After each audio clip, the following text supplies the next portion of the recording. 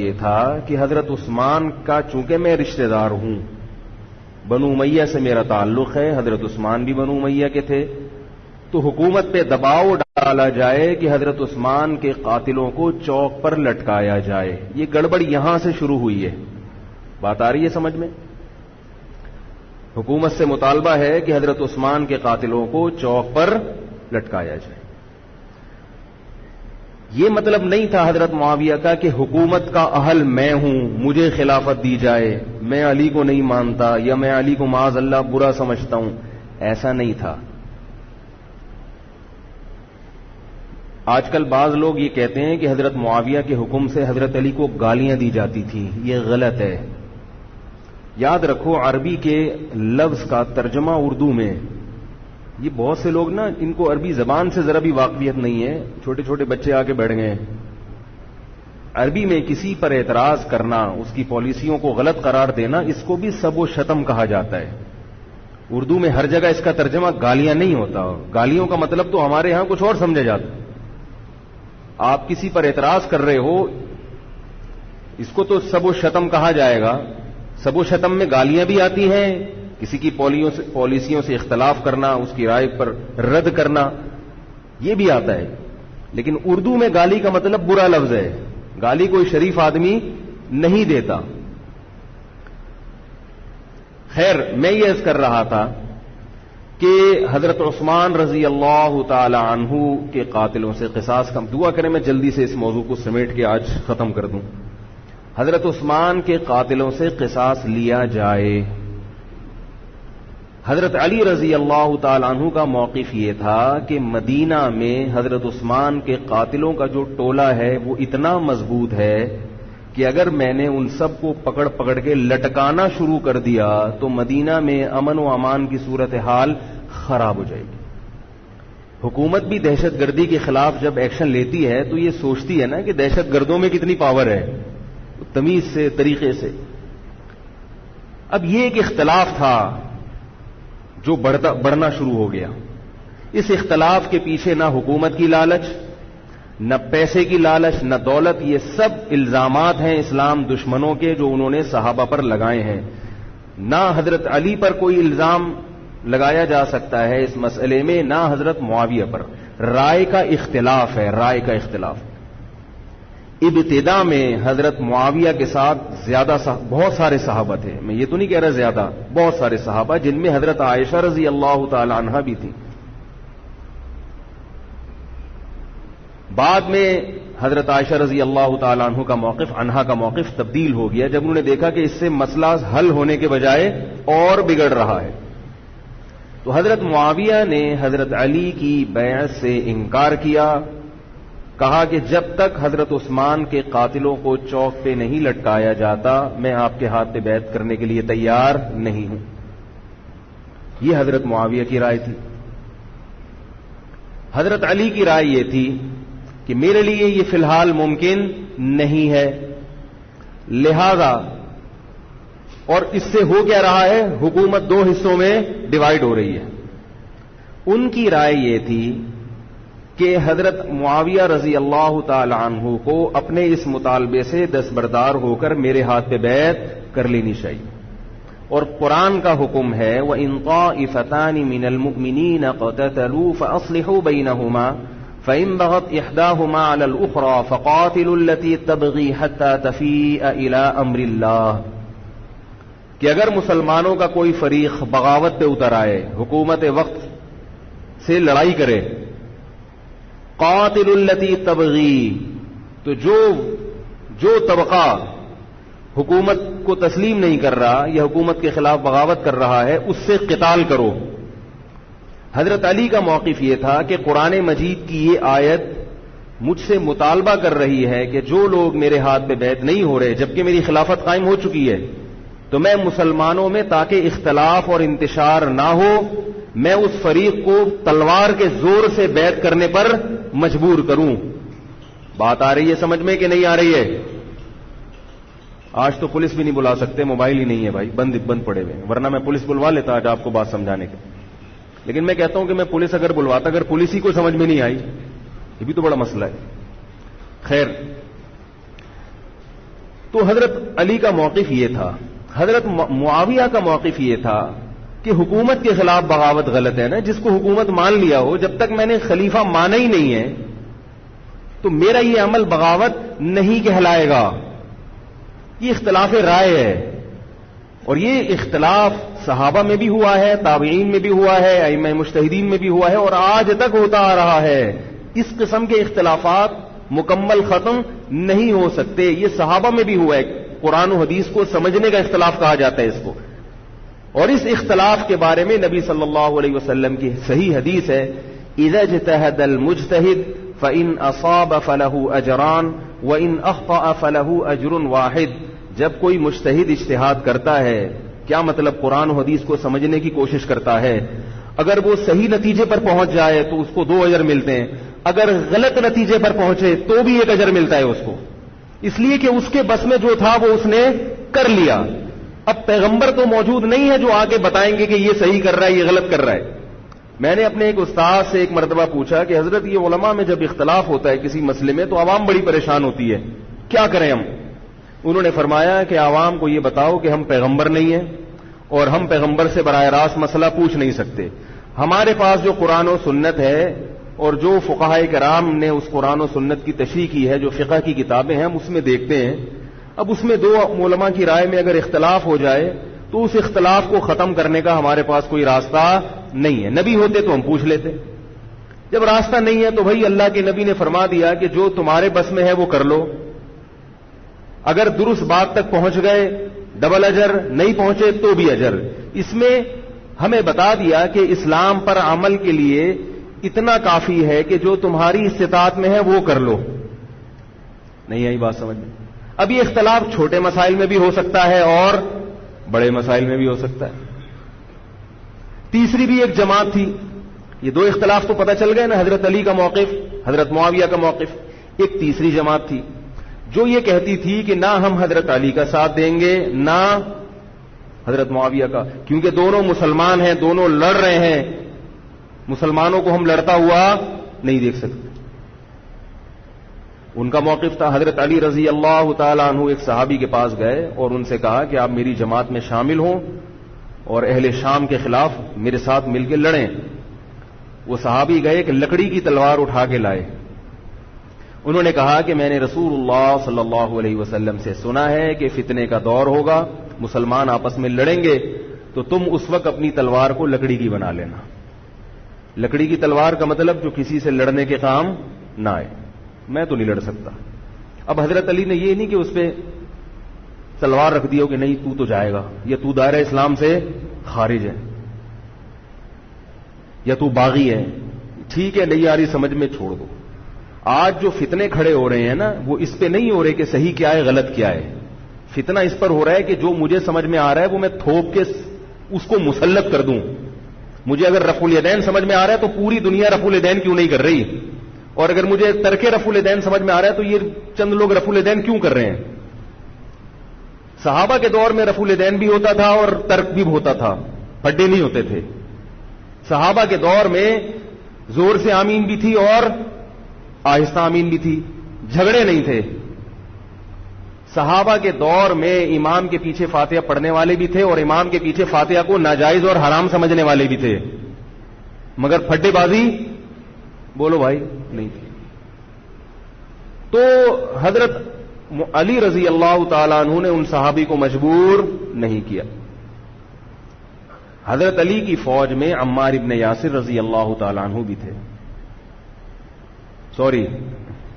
زبیر ابن عوام، عبداللہ ابن زبیر رضی اللہ تعالیٰ عنہ، عبداللہ ابن زبیر ابن عوام. حدیث میں آتا ہے کہ جب جنگ صفین میں، جنگ جمل میں دونوں فوجیں آمنے سامنے کھڑی ہوئی ہیں، زبیر ابن عوام رضی اللہ تعالی عنہ نے تقریر کی، اہل شام سے خطاب کر کے کہا کہ اے اہل شام، ہم جانتے ہیں کہ تمہارے ساتھ محمد صلی اللہ علیہ وسلم کی زوجہ ہیں حضرت عائشہ، جو ہمارے موقف سے متفق، یہ صحیح بخاری کی روایت ہے، جو ہمارے موقف سے متفق نہیں ہے، لیکن ہے نبی کی بیوی، اور ساتھ کس کا دے رہی ہیں؟ تمہارا. اب اعتدال دیکھیں صحابہ کی رائے میں. فرمایا اللہ کی قسم ہم یہ جانتے ہیں کہ جیسے وہ دنیا میں نبی کی زوجہ تھی جنت میں بھی نبی کی زوجہ ہوں گی، اگرچہ وہ اس معاملے میں ہمارے خلاف ہیں مگر اس کی وجہ سے ہم ان کے جنتی ہونے کا انکار نہیں کر سکتے۔ کیا مطلب؟ ان کی سمجھ میں جو آ رہا ہے وہ اس کے حساب سے کر رہی ہیں، لیکن ہماری سمجھ میں ان کی بات نہیں آ رہی۔ کیوں؟ اس لیے فرمایا کہ ہم یہ دیکھ رہے ہیں کہ اللہ ہمیں نبی کی زوجہ عائشہ رضی اللہ تعالی عنہا کے ذریعے آزما رہا ہے کہ تم نبی کی زوجہ کو دیکھتے ہو یا قرآن کے حکم کو دیکھتے ہو۔ قرآن کہہ رہا ہے کہ خلیفہ کے خلاف بغاوت نہیں ہو سکتی، کائنم من کان، بغاوت کرنے والا کوئی بھی کیوں نہ ہو۔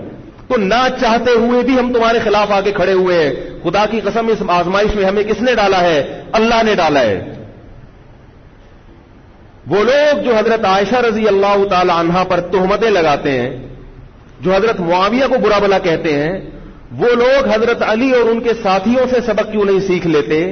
ایک مرتبہ میرے پاس ایک سوال آیا، سوال کرنے والے نے حضرت معاویہ کی شان میں گستاخی کا پورا ایک باب باندھا ہوا تھا۔ اس نے کہا کہ جس نے نبی کے داماد کے خلاف تلوار اٹھائی وہ اسلام میں معاذ اللہ کیسے ہو سکتا ہے، اور ایسے برے برے القاب کہ میں زبان پہ بھی نہیں لا سکتا۔ میری عادت ہے شارٹ کٹ جواب دینے کی، گل ویلے دی تے پھل موسم دا، اتنا ٹائم تھوڑی ہے کہ ہر آدمی کے سوال کو لے کے بیٹھ جائیں۔ میں نے کہا آپ کے جواب میں اتنا کافی ہے کہ یہ وہ الزامات ہیں کہ جس کے خلاف تلوار اٹھائی اس نے بھی یہ الزامات نہیں لگائے۔ مدعی سست اور گواہ چست، نہیں آ رہی میرا خیال ہے بات۔ جو حضرت علی کے ساتھ تھے انہوں نے تو یہ کچھ حضرت معاویہ کے خلاف نہیں کہا، انہوں نے تو وہ تو پھر بھی جنتی مان رہے ہیں، ایک دوسرے کی نماز جنازہ میں شریک ہو رہے ہیں، مال غنیمت کو تقسیم نہیں کر رہے، ایک دوسرے کی عورت پہ ہاتھ نہیں اٹھا رہے، احترام کر رہے ہیں، ایک دوسرے کے پیچھے جنگ ختم ہونے کے بعد نمازیں پڑھی جا رہی ہیں۔ اللہ تعالیٰ نے یہ مثال صحابہ کی قائم کی ہے دنیا کو دکھانے کے لیے کہ ان میں اتنا بڑا اختلاف ہو کہ تلواریں بھی چل جائیں تو وہ اختلاف بھی حدود سے تجاوز نہیں کرتا، اور ہمارے چھوٹے چھوٹے اختلافات میں کیا ایک دوسرے کے خلاف بہتان تراشیاں اور زبان درازیاں ہوتی ہیں۔ تو یہ اختلاف تھا حضرت علی اور حضرت معاویہ کا، جس میں تین فریق تھے۔ ایک حضرت علی تھے، ان کا موقف یہ تھا کہ میرے لیے تلوار اٹھانا واجب ہے۔ حضرت علی کے ساتھ جو لوگ تھے ان کا بھی یہ موقف تھا۔ حضرت معاویہ کا یہ موقف تھا کہ میں باغیوں کی فہرست میں آتا نہیں ہوں۔ کیوں نہیں آتا؟ اس لیے نہیں آتا کہ میں نے خلافت کو تسلیم نہیں کیا، اور ان کے ساتھ بھی صحابہ کرام کی ایک جماعت تھی۔ اور تیسرا موقف، بہت سارے صحابہ یہ تھے جو کہتے تھے ہم کسی کا ساتھ نہیں دیں گے، دونوں طرف مسلمان ہیں، ہماری تلوار سے کسی مسلمان کا خون ہو ہم یہ برداشت نہیں کر سکتے۔ ہماری رائے یہ ہے، اہل سنت والجماعت کی رائے یہ ہے کہ یہ ان تینوں فریقوں میں جو برحق تھے وہ حضرت علی تھے، کیونکہ حکومت تھی ان کے پاس۔ باقی جو دونوں فریق تھے صحابہ کرام کے، ان سے غلطی ہوئی ہے، مگر یہ غلطی اجتہادی ہے، یہ نفس پرستی والی غلطی، حکومت کی لالچ والی، دولت کی لالچ والی، یا ہٹ دھرمی والی یا ضد والی غلطی بولو بھائی نہیں ہے۔ یہ وہ غلطی ہے جس کے بارے میں محمد صلی اللہ علیہ وسلم نے فرمایا کہ اگر مجتہد سے غلطی ہوتی ہے تو بھی اس کو اجر ملتا ہے، کیونکہ اللہ نے قرآن میں فرمایا فاتقوا اللہ ما استطعتم، اللہ سے اتنا ڈرو جتنی تم میں استطاعت ہے۔ تو ان کی جتنی سمجھ میں آیا انہوں نے اس حساب سے کیا۔ تو دو جنگیں ہوئی ہیں، جنگ جمل اور جنگ صفین۔ اب ایک اور بات ہے، تاریخی حقیقت ہے کہ دو جنگوں کے بعد حضرت علی رضی اللہ تعالی عنہ کو خوارج نے شہید کر دیا۔ یہ وہی خوارج جو حضرت عثمان کے قاتل تھے، انہوں نے شہید کس کو کیا؟ حضرت علی کو۔ حضرت علی کی شہادت کے بعد حضرت حسن رضی اللہ تعالی عنہ کی 6 مہینے تقریباً خلافت رہی۔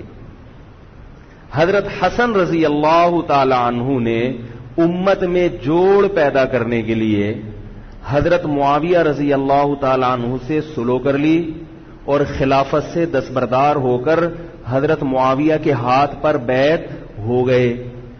نہیں آ رہی میرا، پولیس کو فون کریں یار، بہت اہم بات ہے یہ، اس کو اچھی طرح سمجھ لیں، اللہ کرے سمجھ میں آ جائے۔ تو جب یہ ہو گیا تو مسئلہ ختم ہو گیا نا. لوگوں نے حضرت حسن سے کہا, یہ میں بالکل مستند روایتیں پیش کر رہا ہوں, اس کے سب کے حوالے ہیں, اور بہت ایسا نہیں ہے کہ تاریخ کی کتابوں کے, یہ احادیث کی کتابوں کے سے پیش کر رہا ہوں. حدیث کا جو معیار ہے وہ تاریخی کتب سے بہت زیادہ ہوتا ہے. لوگوں نے حضرت حسن سے یہ کہا کہ یہ تو عار اور ذلت کی بات ہے کہ آپ کے والد نے جس کے خلاف 2 جنگیں لڑی ہوں, تو آپ اپنے والد کی جس سے دشمنی رہی ہو, بیٹا اس سے بیعت ہو رہا ہے. ہمارے ہاں اس کا تصور ہے. سیاسی لوٹے ہمارے ہاں بہت ہیں, مگر وہ بھی دنیاوی مفاد میں دائیں بائیں لڑکتے ہیں. آخرت کی خاطر کوئی اپنے عہدے سے دستبردار ہو جائے, یہ نہیں ہوتا. حضرت حسن اہل بیت میں سے ہیں. حضرت حسن بیت ہو گئے کس کے ہاتھ پر؟ حضرت معاویہ. لوگوں نے کہا یہ عار اور ذلت کی بات ہے, تو حضرت حسن کے وہ تاریخی الفاظ ہیں کہ میں دنیا کی ذلت کو جہنم کی آگ پر ترجیح دیتا ہوں. کیا مطلب؟ میں مسلمانوں کو آپس میں لڑتا ہوا نہیں دیکھ سکتا, میں نہیں لڑتا ہوا دیکھ سکتا. اب کوئی اس بیس پر حضرت علی پہ الزام لگائے کہ اس کا مطلب وہ لڑتا ہوا دیکھ سکتے تھے. بھائی ان کا جو موقف تھا, جو ان کی سمجھ میں آیا, وہ انہوں نے کیا. حضرت حسن کا موقف اپنے والد کے موقف سے مختلف تھا. یہ اختلاف رائے ہو سکتا ہے. ان کا موقف یہ تھا کہ بھئی حضرت معاویہ حکومت کے اہل ہوں یا نہ ہوں, یہ ایک الگ بحث ہے. اگر میں ان کے مقابلے میں متوازی حکومت قائم کروں گا تو پھر مطالبہ ہوگا حضرت عثمان کے قاتل سے قصاص, جو کہ ممکن نہیں ہے, اور پھر یہ لڑائی آگے چلے گی. تو بہتر ہے کہ دستبردار ہو جاؤ کہ حضرت آپ ہمارے خلیفہ ہیں, آپ ہمارے امیر ہیں. نبی صلی اللہ علیہ وسلم اس کی پیشگوئی پہلے کر چکے تھے. حضرت حسن رضی اللہ تعالیٰ عنہ کے بارے میں فرما چکے تھے کہ اللہ میرے اس بیٹے کے ذریعے مسلمانوں کے 2 فریق میں صلح پیدا کریں. تو جو اہل بیت سے محبت کرنے والے لوگ ہیں, ان کو بھی چاہیے کہ کوئی ایسا کام نہ کریں جس سے مسلمانوں میں دوبارہ سے اختلاف اور انتشار پیدا ہو جائے. جوڑ کی اہمیت شریعت میں زیادہ ہے. اب جب حضرت معاویہ کی خلافت قائم ہوئی ہے, حضرت معاویہ نے حضرت حسن رضی اللہ تعالی عنہ کے اکرام میں کوئی کسر نہیں چھوڑی. اس پر متواتر روایات ہیں کہ حضرت معاویہ جتنا حضرت حسن کا اکرام کیا کرتے تھے, اتنا کسی کا اکرام نہیں کرتے تھے. بہت زیادہ آپ کو عزت دی حضرت معاویہ رضی اللہ تعالیٰ عنہ نے. حضرت معاویہ کے بعد یزید کی خلافت قائم ہوئی ہے, حکومت قائم ہوئی ہے. حضرت معاویہ صحابی رسول تھے. بہت سارے صحابہ کو آپ کے طریقہ حکومت پر اعتراض تھا, کیونکہ بہرحال باقاعدہ سلیکشن نہیں ہوئی تھی. لیکن پھر بھی صحابہ کرام نے, جب حضرت حسن بیعت ہو گئے تو باقی کس کو اعتراض کا ہوگا بھائی. پھر حضرت معاویہ رضی اللہ تعالیٰ عنہ کے دور میں بہت جہاد ہوا ہے. اسلامی خلافت, ہمارا جو بر صغیر میں اسلام آیا ہے, اس کا بہت بڑا حصہ حضرت معاویہ کے دور میں اسلام آیا یہاں. حضرت معاویہ کے بعد جب یزید خلیفہ بنا ہے مسلمانوں کا, تو بہت سارے صحابہ نے یزید کے ہاتھ پہ, بہت سارے تو نہیں, چند صحابہ نے یزید کے ہاتھ پر بیعت کرنے سے انکار کر دیا. وہ اتنے تھوڑے صحابہ ہیں جن کو انگلیوں پہ گنا جا سکتا ہے, جن میں حضرت حسین بھی تھے, حضرت حسن نہیں, حضرت حسن کے بھائی, بولو بھائی, حضرت حسین. جمہور صحابہ کا موقف یہ تھا کہ یزید کا طریقہ خلافت اگرچہ غلط ہے, طریقہ حکومت اگرچہ غلط ہے, مگر رسول اللہ صلی اللہ علیہ وسلم کی صحیح احادیث موجود ہیں. نبی صلی اللہ علیہ وسلم نے فرمایا, صحیح بخاری کی حدیث ہے, اسمعوا واطیعوا ولو سلط علیکم رجل حبشی کأن رأسہ ذبیبہ. آپ صلی اللہ علیہ وسلم نے فرمایا, سنو اور اطاعت کرو, اگرچہ تم پر کوئی حبشی غلام مسلط کر دیا جائے جس کا سر کشمش کی طرح پچکا ہوا ہو. کیا مطلب؟ سلیکشن نہیں ہوئی بلکہ زبردستی مسلط ہو گیا کسی بھی طرح سے, اور جو مسلط ہوا وہ کسی بھی لحاظ سے حکومت کرنے کا اہل نہیں ہے, غلام ہے. غلام کبھی بھی حکومت کا اہل نہیں ہوتا, اور غلام بھی حبشی, کالا کلوٹا, گوروں سے جس کو ویسے ہی تبھی نفرت ہو, بھائی ہم سارے سفید ہیں اور یہ ایک بلیک کہاں سے آ گیا دوسری قوم کا آدمی. انسان دوسری قوم کے آدمی کو قبول نہیں کرتا, قوم بھی دوسری, اور فرمایا شکل بھی اچھی نہیں ہے. بھائی حاکم کم از کم شکل کا اچھا ہو تو اطاعت کرتے ہوئے مزہ آتا ہے, شکل بھی اچھی نہ ہو تو آدمی کہتا ہے یار اس کی مانوں میں. عجیب سا ہے یہ فطرت ہے انسان کی. لوگ کوشش کرتے ہیں امام لائیں تو شکل بھی اچھی ہو اس کی, یہ کوشش کرتے ہیں لوگ. امام میں پتہ نہیں کیا کیا دیکھ رہے ہوتے ہیں. تو کیا ہے, شکل بھی اچھی نہیں ہے اور عقل بھی نہیں ہے, سر پچکا ہوا ہے کس کی طرح, کشمش کی طرح. صحیح ہے بخاری کی حدیث. مطلب یہ کہ کسی بھی لحاظ سے نہ لک وائز اچھا لگ رہا ہے آپ کو, نہ اس کے اندر صلاحیتیں, مگر مسلط ہو گیا, کسی نے بھی مسلط کر دیا, تو آپ نے فرمایا اب اس کے خلاف بغاوت نہیں کرنی, اس کی اطاعت کرنی ہے. آپ کہیں گے یہ کیسا حکم ہے بھائی اسلام کا, ایک آدمی نا اہل ہے مگر اس کی مان کے چلو تو مروا دے گا. یہ اس لیے اسلام نے حکم دیا ہے کہ اس کے پاس پاور تھی تو مسلط ہوا ہے نا. کیا خیال ہے بھائی؟ تو اب جب اس کے خلاف چلو گے تو اس سے وہ ہٹنے والا نہیں ہے, وہ خون خرابہ کر دے گا, قتل و غارت کرے گا اور فساد پیدا کر دے گا وہ. کیونکہ اگر وہ کمزور ہوتا تو خلیفہ بنتا نہیں. وہ خلیفہ کی, حاکم کی ڈیفینیشن کیا ہے؟ جس کے پاس قوت نافذہ ہو. ایک دن ایک صاحب کہنے لگے مسلم لیگ کے دور میں, جنرل مشرف کے دور میں اس کو نہیں مانتا, میں اس کو نہیں مانتا. میں نے کہا آپ کے ماننے نہ ماننے سے کچھ نہیں ہوتا, وہ مسلط ہو گیا ہے, جس طریقے ہیلی کاپٹر سے آیا ہو یا فرشتے اس کو لائے ہوں. کیونکہ حاکم کی جو ڈیفینیشن ہے کہ جس کے پاس قوت نافذہ ہو. قوت نافذہ اردو کا گاڑا لفظ ہے. قوت نافذہ کہتے ہیں کہ جب وہ کچھ کہتا ہو تو کر کے دکھا سکتا ہو, چاہے فوج کے ذریعے, چاہے پولیس کے ذریعے, چاہے کسی بھی طریقے. ایک آدمی کو پوری قوم نے سلیکٹ کر لیا مگر اس کی سنتا کوئی نہیں ہے, وہ کچھ کہتا ہے تو اس کے منہ سے الفاظ نکل کے ہوا میں تحلیل ہو جاتے ہیں, چلتی کسی اور کی ہے, وہ جو کہتا ہے کر کے دکھا دیتا ہے. تو اصل حاکم کون ہے؟ جو کہتا ہے اور کر کے دکھا دیتا. اب یہ ایک الگ بحث ہے کہ یہ ظالم ہے, یہ غلط طریقے سے آیا ہے. اس پر بحث ہو سکتی ہے کہ جب یہ غلط طریقے سے آیا ہے تو اس کو قانون کے دائرے میں رہ کے ہٹانے کی کوشش کی جائے. لیکن مسلح بغاوت کرنا, اس کے خلاف بندوق اٹھانا, اس کے خلاف تلوار اٹھانا, اس کی شریعت نے اجازت نہیں دی. میں یہ نہیں کہہ رہا کہ اس کی مخالفت کی اجازت نہیں دی. نبی صلی اللہ علیہ وسلم نے فرمایا سب سے بہترین جہاد ظالم بادشاہ کے سامنے حق بات کہنا ہے. کہنے کی حد تک آپ کو مخالفت کی اجازت ہے کہ بھائی یہ جو وزیر اعظم کا بیان آیا ہے یہ بیان ملک کا بیڑا غرق کر دے گا, ان کی پالیسیاں صحیح, جیسے آج کل ہو رہا ہے کہ اخباروں میں کالم نگار اپنی اپنی رائے لکھتے ہیں حکمرانوں کے بارے میں. لکھنے کی حد تک, بولنے کی حد تک ہے. آپ مسلح دستہ لے کے بغاوت کرنے پر آ جائیں, اس کی شریعت نے اجازت, بول لو بھائی کچھ نہیں ہوتا. یہ قرآن اور سنت سے یہ بات ثابت ہے. اس کی شریعت نے اجازت نہیں دی ہے کیونکہ آپ یہ کریں گے تو اللہ نے دنیا کو اسباب کے ساتھ جوڑا ہوا ہے. آپ کے پاس کچھ بھی نہیں ہے, نہ آپ کے پاس ٹینک ہے, نہ آپ کے پاس آرمی ہے, نہ آپ کے پاس پولیس ہے, آپ کے پاس صرف جذبہ ہے. خالی جذبہ اگر کارآمد ہوتا تو نوح علیہ الصلوۃ والسلام اور آپ کے ساتھ جو 40 افراد تھے ان میں بہت جذبہ تھا, مگر ایک طرف پوری دنیا تھی. اللہ نے جہاد کا حکم نہیں دیا. اللہ تعالیٰ نے اس دنیا کو صرف جذبات کے ساتھ یا ایمان کے ساتھ منسلک نہیں کیا, اس دنیا کو دارالاسباب بنایا ہے. جذبے کے ساتھ ساتھ کچھ طاقت اور قوت بھی ہونی چاہیے, اور یہ قوت حکومت کے پاس ہوتی ہے, پبلک کے پاس بول لو یار نہیں. اگر پبلک کے پاس ہے تو وہ بھی حکومت کی پالیسیاں ہوتی ہیں کہ یہ بھی لیاری گینگ رہنے دو تھوڑے دنوں کے لیے, ان لوگوں کے پاس تھوڑا سا کلاشن کوفے رہنے دو, حکومت جب چاہے غائب کر دے. یہ جو کلاشن کوفے لے کے لوگ گھوم رہے ہوتے ہیں نا اور بتا رہے ہوتے ہیں ہم امام مہدی کا لشکر ہیں, یہ سب گورنمنٹ کے لوگ ہوتے ہیں. آئی بات سمجھ میں؟ گورنمنٹ کی طرف سے ان کو پرمٹ ملا ہوتا ہے, ورنہ آپ چاقو لے کے بھی جو کھنجر ہے نا وہ بھی لے کے ذرا گھوم کے دکھاؤ.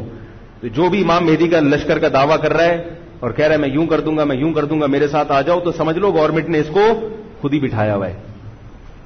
اور بعض دفعہ حکومت اپنی مخالفت کے لیے بھی بندے بٹھا دیتی ہے. یہ ایجنسی والے بڑے ہوشیار ہوتے ہیں, یہ اپنی مخالفت کے لیے پبلک بندوں کو خرید کے بٹھاتے ہیں کہ تم آرمی کے خلاف اور ایجنسیوں کے خلاف تقریریں کرو اور جہاد کا اعلان کرو. اس کا نتیجہ کیا نکلتا ہے؟ جو جو جہاد کے اعلان میں ان کے ساتھ ہوتے چلے جاتے ہیں ان کے نام ایجنسیوں کے پاس پہنچ جاتے ہیں. پھر ایجنسیاں کہتی ہیں ابھی ان کو کھل کے جہاد کرنے دو تاکہ جتنے لوگوں میں اس قسم کے جہاد کے جراثیم ہیں وہ تمام آ جائیں اور ایک ہی دفعہ اسپرے کر کے سب کو نمٹا دیا جائے. یہ ایک بچوں کی طرح کبھی اس کو پکڑ لیا, یہ کام نہیں ہوتا. تو اس لیے کہہ رہا ہوں یہ جو نوجوان طبقہ ہے اس کو جہاد کے نام پہ الو بنانے والے ہر جگہ بہت ہیں. الو ضرور بنو مگر کسی اور عنوان سے بن جاؤ, جہاد کے نام پہ الو نہ بنو, کیونکہ کسی اور عنوان سے الو بنو گے اتنا نقصان نہیں ہوگا. اس عنوان سے الو بنو گے تو بڑا بیڑا غرق ہو جائے گا, جیسے کہ بہت سو کا بیچاروں کا ہو چکا ہے. تو میں یہ عرض کر رہا تھا کہ نبی صلی اللہ علیہ وسلم کی صحیح حدیث ہے, اسی طرح صحیح ہے مسلم کی حدیث ہے, آپ صلی اللہ علیہ وسلم نے حاکم کی اطاعت کا حکم دیا. صحابہ نے عرض کیا یا رسول اللہ اگر وہ ہم پہ ظلم کرے تو بھی بغاوت نہ کریں. آپ نے فرمایا وَإِنْ ضَرَبُوا ظَهْرَكَ, اگرچہ وہ تمہاری پیٹھ پہ کوڑے مارے, ایسا ظالم ہو, پھر بھی بغاوت. یہ میں نہیں کہہ رہا, یہ محمد صلی اللہ علیہ وسلم کے الفاظ ہیں. کیوں؟ اس لیے کہ آپ صلی اللہ علیہ وسلم نے اتحاد پہ زیادہ زور لگایا ہے.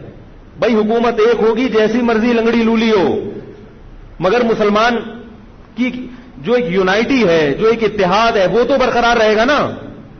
اگر آپ کمزور ہو گئے تو کتنا مرضی ایمان ہو, کمزور آدمی دنیا میں کہیں بھی نہیں پنپ سکتا. تبھی میں کہتا ہوں پاکستان کی قدر کرو. جیسا مرضی ہے, ایک مضبوط آرمی تو ہے نا, ایٹم بم تو ہے, جیسی مرضی آرمی ہو, لیکن ہے تو نا. اگر یہ ختم ہو گئی اور نیک نیک لوگ آ گئے مگر اتنے پاورفل نہ ہوئے, وہ آپ کو انڈیا سے نہیں بچا سکتے, وہ آپ کو امریکہ کے شر سے نہیں بچا سکتے, کیونکہ اس وقت پوری دنیا پاکستان کی دشمن ہوئی ہوئی ہے سوائے چند ممالک کے. اور وہ جو ملک بچا ہوا ہے یہ میرے اور آپ کی تقریروں سے نہیں بچا ہوا, یہ ایٹم بم سے بچا ہوا ہے. اللہ نے دنیا کو اسباب کے ساتھ جوڑ دیا ہے. ایٹم بم بھی ہے اور پھر ایمان کی طاقت بھی ہے کسی حد تک, جو کہ بہت ہی شارٹ ہو گئی ہے ایمان کی طاقت. تو دونوں چیزیں چلتی ہیں ساتھ, صرف بم بھی کافی نہیں ہے. اللہ نے فرمایا اگر تم تقوی اختیار کرو گے تو اللہ تمہاری مدد کرے گا, ورنہ نہیں کرے گا. تو دونوں چیزیں ضروری ہیں. تو حضرت معاویہ کے بعد یزید کے بارے میں جمہور صحابہ کا موقف یہ تھا کہ یہ جیسا مرضی ہو, ظالم ہو, عادل ہو, یہ ایک الگ بحث ہے, مگر ہے بہرحال یہی. پاور کس کے پاس ہے؟ اسی کے پاس. حضرت حسین رضی اللہ تعالیٰ عنہ کا موقف یہ تھا کہ میں یزید جیسے آدمی کے ہاتھ پر بیعت کرنے کے لیے تیار. بولو بھائی, نہیں, میں نہیں بیعت کرتا اس کے ہاتھ, کیونکہ یزید کے بارے میں خبریں تھیں. بعض کہتے تھے شراب پیتا ہے. حضرت مفتی محمد تقی عثمانی صاحب کا انہوں نے فرمایا ہے کہ کسی مستند روایت سے ثابت نہیں ہے شراب پینا. روایتیں ہیں مگر کوئی آتھینٹک روایت نہیں ہے. تو اب نتیجہ کیا نکلا کہ حضرت حسین رضی اللہ تعالیٰ عنہ کے پاس کوفہ سے خطوط آئے. کوفہ کا گورنر تھا ابن زیاد, وہ بھی یزید کا آدمی تھا, بڑا ظالم آدمی تھا وہ. اہل کوفہ کے خطوط آئے کہ آپ آ جائیں یہاں پر, یہاں سب لوگ آپ کے ہاتھ پر بیعت کرنے کے لیے تیار ہیں. حضرت حسین کا خیال یہ تھا کہ اگر یہ سب تیار ہیں تو یزید کی حکومت بغیر لڑائی کے, بغیر بڑے قتال کے, مسلمانوں کے خون خرابے کے بغیر ختم ہو سکتی ہے. آئی بات سمجھ میں؟ جو انفارمیشن آپ کو ملی تھی, جو نالج آپ کو ملی تھی, وہ نالج غلط تھی. اگر وہ نالج صحیح ہوتی تو حضرت حسین کبھی کربلا کی طرف رخ نہ کرتے, کیونکہ حضرت حسین کا موقف بھی یہی تھا کہ مسلمانوں کی تلواریں آپس میں نہ چلیں.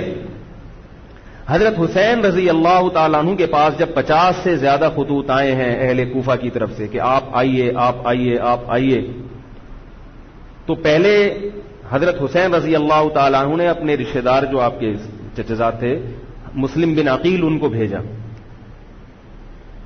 نتیجہ کیا نکلا؟ مسلم بن عقیل کا وہاں پر حکومت نے گرفتار کر کے ان کو قتل کر دیا.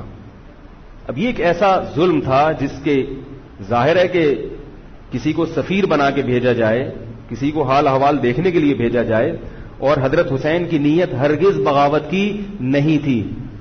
مگر کوفہ کے گورنر کو اور یزید کو یہ خیال تھا کہ خلافت کے اصل اہل یقیناً یہی ہیں, کہیں ایسا تو نہیں ہے کہ یہ امیر بننا چاہتے ہیں, یہ خلیفہ بننا چاہتے ہیں. ایک خوف اس کے دل میں بیٹھ گیا تھا, ایک لاشعور میں خوف ہوتا ہے نا انسان کے دل میں بیٹھ جاتا ہے کہ آپ 100 دفعہ بھی کہیں بھی میری یہ نیت نہیں ہے, مگر وہ ڈر رہا ہوتا ہے. کہ یار یہ کچھ کر نہ لیں. تو جب مسلم بن عقیل کو شہید کیا گیا، حضرت حسین رضی اللہ تعالی عنہ جا چکے تھے. جب حضرت حسین رضی اللہ تعالی عنہ کوفہ کی طرف جا رہے تھے، بہت سارے صحابہ نے آپ کو منع کیا، جن میں عبداللہ ابن عمر رضی اللہ تعالی عنہ بھی تھے، عبداللہ ابن عباس رضی اللہ تعالی عنہ بھی، کہ آپ یہ کام نہ کریں. بعض نے تو کہا کہ ہمیں آپ کی شہادت کا یقین ہے، کیونکہ جس حالات میں آپ جا رہے ہیں حکومت یہ سمجھے گی کہ بغاوت کرنے آ رہے ہیں، لہذا وہ آپ کو کیا کرے گی، اس بیس پہ قتل نہیں کرے گی کہ آپ نواسہ رسول ہیں، کیونکہ وہ بھی مسلمان تھے. اس بیس پہ قتل کرے گی کہ آپ کی نیت کیا ہے، حکومت کے خلاف بغاوت. تو ان کے پاس ایک اپنے آپ کو برحق ثابت کرنے کے لیے ایک دلیل ہوگی کہ حکومت کا باغی جو بھی ہو اسے کیا کر دو، قتل. رسول اللہ صلی اللہ علیہ وسلم نے فرمایا، صحیح حدیث ہے، کہ جب مسلمان کسی ایک امیر پہ جمع ہو جائیں تو اس کے خلاف جو بھی اٹھے، نبی نے فرمایا اس کو قتل کر دو، کائنم من کان، چاہے وہ اس کے خلاف اٹھنے والا کتنا ہی نیک کیوں نہ ہو. یہ حدیث کے الفاظ ہیں. حضرت حسین کا موقف یہ تھا کہ میں نے ابھی تک یزید کی خلافت اور حکومت کو تسلیم نہیں کیا، لہذا میں اس وعید میں داخل نہیں ہوں. اب ہوا یہ کہ حضرت حسین رضی اللہ تعالی عنہ جب گئے ہیں اور کربلا کے مقام پہ پہنچے ہیں تو وہاں آپ رضی اللہ تعالیٰ عنہ کو مسلم بن عقیل کی شہادت کا بھی پتہ چلا، اور اندازہ ہوا، میں بہت شارٹ کر کے سنا رہا ہوں، اندازہ ہوا کہ حالات ایسے نہیں ہیں جیسے میں سمجھ رہا تھا. عبید اللہ جو ابن زیاد تھا بدبخت، اس نے حضرت حسین کو یہ کہا کہ بغیر کسی شرط کے حضرت حسین کو گرفتار کر کے لاؤ اور میرے ہاتھ پر بیعت کراؤ. یہ رسول اللہ صلی اللہ علیہ وسلم کے نواسے کی توہین تھی کہ آپ صلی اللہ علیہ وسلم کے نواسے ہیں اور ان کے ساتھ ایسے معاملہ کیا جائے جیسے ایک عام شخص کے ساتھ معاملہ کرتے ہیں. ان کو گرفتار کر کے معاذ اللہ گھسیٹ کے لاؤ اور میرے ہاتھ پر بیعت پر کیا کرو، ان کو مجبور کرو. حضرت حسین رضی اللہ تعالی عنہ کا کربلا کے میدان میں موقف یہ تھا کہ میں اگر بیعت ہوں گا تو ڈائریکٹ یزید کے ہاتھ پہ بیعت ہوں گا جو مسلمانوں کا خلیفہ ہے، ابن زیاد کے ہاتھ پر بیعت نہیں ہوں گا. یہ بھی اس تاریخ کا ایک اہم پہلو ہے کہ حضرت حسین نے کوفہ جانے کا ارادہ ترک کر دیا اور کربلا سے شام جانے کا آپ رضی اللہ تعالیٰ عنہ نے ارادہ کر لیا. اور بعض مورخین نے لکھا ہے کہ حضرت حسین جو واپس آ رہے تھے تو وہ کربلا سے گزر رہے تھے، وہ واپسی کا راستہ ہی شام کا راستہ ہے. نہیں یاری بات میرا خیال ہے سمجھ، وہ جس ٹریک پر چل رہے تھے وہ راستہ کون سا ہے، وہ شام کو جاتا ہے. یہ اس کی علامت ہے کہ آپ یزید سے ملاقات کے لیے، مذاکرات کے لیے تیار بولو بھائی ہو چکے تھے کہ میں خود براہ راست یزید سے مل کے حال احوال دیکھتا ہوں، اگر مجھے سمجھ میں آئے تو میں اس کے ہاتھ میں بیعت ہو جاؤں گا. حضرت حسین رضی اللہ تعالی عنہ کا مقصد حکومت کے خلاف تلوار اٹھانا بولو بھائی نہیں تھا، ورنہ وہ اس کے لیے تیار نہ ہوتے. مگر جو ابن زیاد تھا اس نے حضرت حسین رضی اللہ تعالی عنہ اور آپ کے ساتھ جتنے اہل بیت تھے ان پر ظلم یہ کیا اس بدبخت نے کہ اس نے انہیں شام جانے کا راستہ نہیں دیا اور اس میں اپنی توہین محسوس کی کہ میرے ہاتھ پر بیعت کیوں نہیں ہو رہے، اور لشکر بھیجا جس لشکر نے چاروں طرف سے حضرت حسین رضی اللہ تعالیٰ عنہ کو گھیرا. حضرت حسین نے کہا کہ میں عزت کی جو موت ہے اس کو ذلت کی زندگی پر ترجیح دیتا ہوں. کوئی بھی غیرت مند ہوتا تو اس وقت یہی کرتا کہ بھئی جب میں اپنے دعوے سے بھی دستبردار ہو گیا اور میں شام جانے کے لیے بھی تیار ہو گیا، اب میرا راستہ روکنے کی کیا حقیقت ہے. اللہ تعالی کوفہ کے گورنر کے ذریعے حضرت حسین کا قتل کروانا چاہتے تھے تاکہ اس کی بدبختی ساری دنیا کے سامنے ظاہر ہو جائے. اگر حضرت حسین پھر بھی تلوار چلاتے، پھر بھی لڑتے، تو حضرت حسین پر یہ الزام لگایا جا سکتا تھا کہ معاذ اللہ آپ باغیوں میں ہیں. تو اللہ تعالیٰ نے اپنے نبی کے نواسے کو اس الزام سے محفوظ رکھا اور آپ نے لڑائی کا ارادہ ترک کر دیا. حضرت حسین نے کربلا کے میدان میں جو لڑائی لڑی ہے وہ اقدامی لڑائی نہیں تھی، وہ دفاعی لڑائی تھی. دیکھو جب حکومت آپ کو گھیر لے چاروں طرف سے، آپ کہیں ٹھیک ہے بھائی میں لڑائی سے دستبردار ہوتا ہوں، مجھے میرے گھر جانے دو. حضرت حسین کا ایک مطالبہ یہ بھی تھا کہ یا تو مجھے واپس جانے دو مدینہ، میں جہاں سے آیا ہوں وہیں جا رہا ہوں واپس، مکہ جانے دو یا مدینہ جانے دو. ان کا ایک مطالبہ تھا کہ نہیں، ان کو گرفتار کر کے لاؤ اور زبردستی ہمارے ہاتھ پر بیعت کراؤ. یہ ظلم تھا. نتیجہ کیا نکلا ہے کہ کربلا کے میدان میں آپ کو گھیر کر آپ کو بھی شہید کر دیا گیا، اور جتنے اہل بیت تھے مرد سوائے امام زین العابدین کے جو حضرت حسین رضی اللہ حضرت حسن کے بیٹے تھے، ان کے علاوہ جتنے بھی اہل بیت تھے ان سب کو قتل کر دیا گیا. اور یہ اسلامی تاریخ پر ایک بدنما داغ ہے یہ واقعہ کہ ایک اسلامی حکومت تھی اور اس کے اسلامی حکمران تھے، اور ان حکمرانوں کے ہاتھوں محمد صلی اللہ علیہ وسلم کے نواسے کا سر جو ہے وہ گردن اڑائی گئی ہے. مجھ سے خدا کی قسم یہ الفاظ ادا نہیں ہو رہے، میں اپنے جذبات پہ بہت زیادہ کنٹرول کر رہا ہوں. وہ منظر کیا ہوگا کہ جب نبی صلی اللہ علیہ وسلم کے نواسے آپ صلی اللہ علیہ وسلم کے نواسے کی گردن اڑائی گئی ہوگی. تو یہ بہت ایک اسلامی تاریخ میں ایک بدترین واقعہ ہے.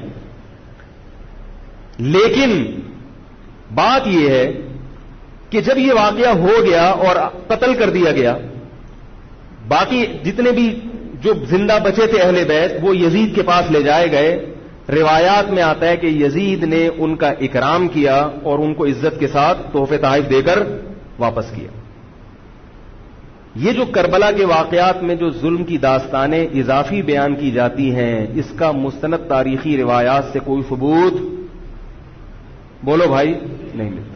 اب لوگوں نے اپنی دکانیں چمکا لی ہیں، پانی نہیں تھا، کئی دنوں سے کھانا نہیں ملا. صحیح روایات سے ثابت ہے کہ حضرت حسین رضی اللہ تعالیٰ عنہ کربلا کے میدان میں وضو کر کے نماز پڑھتے تھے، تو پانی تھا تو. اور بعض نے یہ کہا کہ اہل بیت کی عورتوں کی عزتیں اچھالی گئی ہیں. آپ اس طرح کی باتیں کر کے اہل بیت سے محبت کا اظہار کر رہے ہو یا ان کی توہین کر رہے ہو؟ بولو بھائی. اگر کوئی عزت دار پاک دامن عورت ہو، بالفرض اس کی عزت پہ ڈاکہ ڈلتا ہے بالفرض، تو آپ اس بات کو چھپاؤ گے نا، آپ جھوٹ بولو گے، بولو گے نہیں بھائی اس کی عزت پہ کوئی آنچ نہیں آئی ہے. کیونکہ جب عورت کی عزت کو آپ کوئی تار تار کر دیں اور آپ ممبر پہ بیٹھ کے اس کو بتا دو، تو وہ عزت تار تار ہونے سے اتنی بے عزتی نہیں ہوگی جتنی اس بات کو بیان کرنے سے اس کی بے عزتی ہوگی. حقیقت یہ ہے کہ کسی مستند روایت سے ثابت نہیں ہے کہ اہل بیت کی عورتوں کی عزتوں کو اچھالا گیا. وہ نبی کے گھرانے کی عورتیں تھیں، ان کا ناخن بھی کوئی نامحرم مرد نہیں دیکھ پاتا تھا. دوپٹہ اتر گیا زینب کا اور زینب کی چادر چھن گئی، یہ سب غلط ہے، یہ سب من گھڑت باتیں ہیں. چونکہ وہ بہرحال مسلمان تھے جو حضرت حسین کے خلاف لڑ رہے تھے، ظالم تھے، اس میں کوئی شک نہیں ہے. اس سے بڑا ظلم اس کائنات میں ہوا نہیں ہوگا کہ ایک شخص جو اپنے آپ کو مسلمان کہتا ہے اور وہ نبی کے نواسے کو قتل کر دے اور اہل بیت کو قتل کر دے. اسلامی سیاست میں اتنی گندی تاریخ ہمیں کبھی بھی نہیں ملتی. حضرت عثمان کا بھی قتل ہوا، وہ بھی بہت بڑا ظلم تھا، مگر یہ ظلم اس ظلم کی نوعیت سے بڑھ کر تھا، کیونکہ حضرت عثمان کا قتل حکومت کے ہاتھوں نہیں ہوا ہے، باغیوں کے ہاتھوں ہوا ہے. یہاں حضرت حسین کا قتل کس کے ہاتھوں ہوا ہے؟ حکومت کے ہاتھوں ہوا ہے، جس پر لوگ بیعت کر چکے تھے. تو یہ اسلامی تاریخ میں ایک بہت بڑا بدنما داغ ہے. مگر اس کو بیان جس انداز سے کیا جاتا ہے اور جتنے قصے کہانیاں من گھڑت سنائے جاتے ہیں ان کا حقیقت سے تعلق نہیں ہے. ہماری نظر میں چاہے پانی بند کیا ہو یا نہیں کیا ہو، کھانا ملا ہو یا نہیں ملا ہو، ہماری نظر میں حضرت حسین رضی اللہ تعالی عنہ کا سر قلم کر دینا ہی کائنات کا بدترین ظلم ہے. یہی ایسا ظلم ہے کہ جس پر جتنا غم کیا جائے کم ہے. غم منایا نہیں، غم کیا جائے. منانا الگ چیز ہے، غمزدہ ہونا الگ چیز ہے.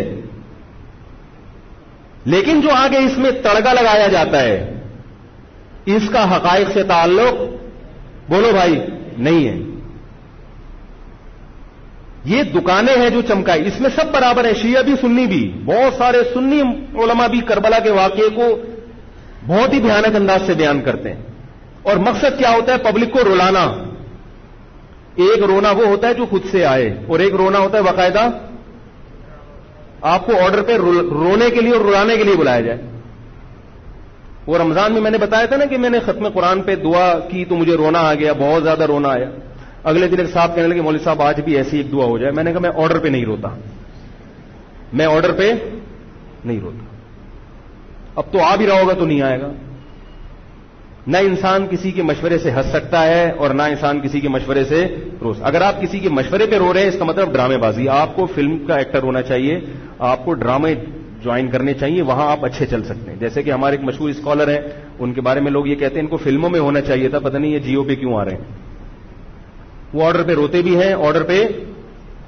اب چونکہ یوٹیوب کا دور ہے, میں پہلے جو کربلا کے واقعات جو لوگ بیان کرتے ہیں ان کی تقریریں نہیں سنتا تھا. اب کیا ہوتا ہے, بعض دفعہ بیٹھے ہوئے ہیں کہیں سفر پہ جا رہے ہیں تو یوٹیوب کی ویڈیو, ہم نے کہا چلو یار ہم بھی سن لیں. ایسی چہک چہک کے منہ بنا بنا کے گھما گھما کے تقریریں ہوتی ہیں, لگتا ہے کہ یہ باقاعدہ ایک ڈرامہ ہے, اداکار ہے, فنکار ہے, جس کو ڈرامے بازی کے لیے یہاں یہ حضرت حسین کی شہادت کو کیش کرا رہے ہیں. یہ حضرت حسین سے محبت کرنے والے نہیں ہیں, یہ ان کی شہادت کو دیکھو. اس کی مثال ایسے جیسے کوئی محلے میں مر گیا, کسی سیٹھ کا بیٹا مرا, اب آپ کو سیٹھ سے قرضہ چاہیے تو سب سے زیادہ آپ روگے نا, تاکہ سیٹھ صاحب سمجھیں کہ محبت سب سے زیادہ کس کو ہے, آپ کو. تو آپ اس کی بیٹے کی موت کو کیا کرا رہے ہو, کیش کرا رہے ہو.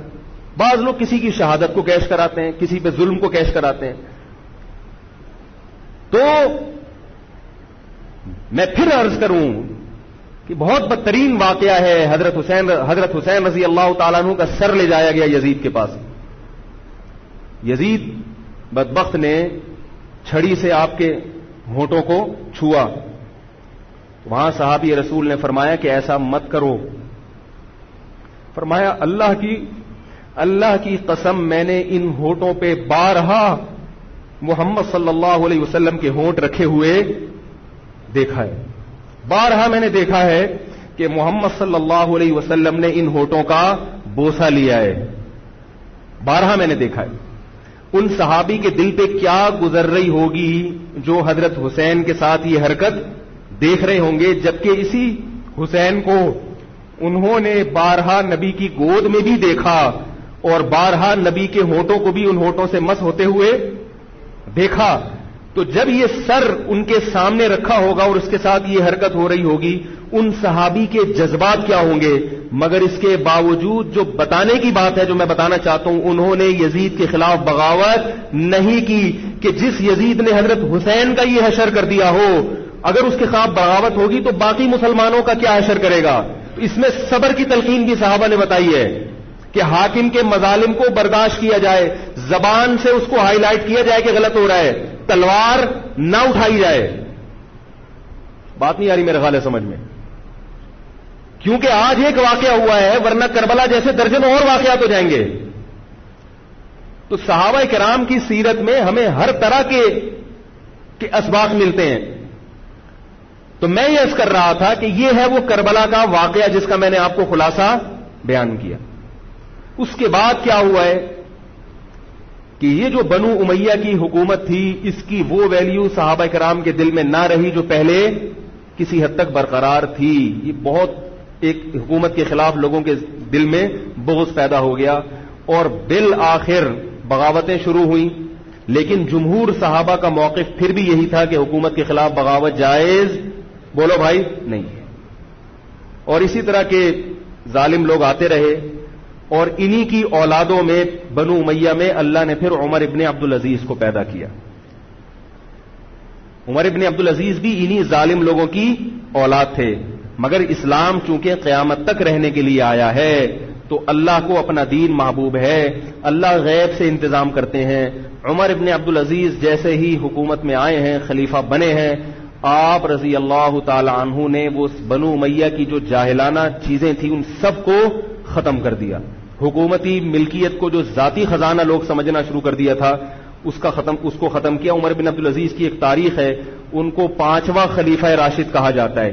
علم حدیث کو مرتب کیا گیا, فقہ کو مرتب کیا گیا, حدیث کا علم ضائع ہو رہا تھا. آپ نے حکم دیا کہ اکتب ما کان من حدیث رسول اللہ صلی اللہ علیہ وسلم فإنی اخاف ضیاع العلم والعلماء. فرمایا مجھے علم اور علماء کے ضائع ہونے کا خطرہ ہے, محمد صلی اللہ علیہ وسلم کی حدیثوں کو ریٹن فارم میں لایا جائے. تو باقاعدہ پھر حدیث کو باقاعدہ جمع کیا گیا کتابوں کی شکل میں, اور آج ہمارے پاس وہ حدیث محفوظ ہیں.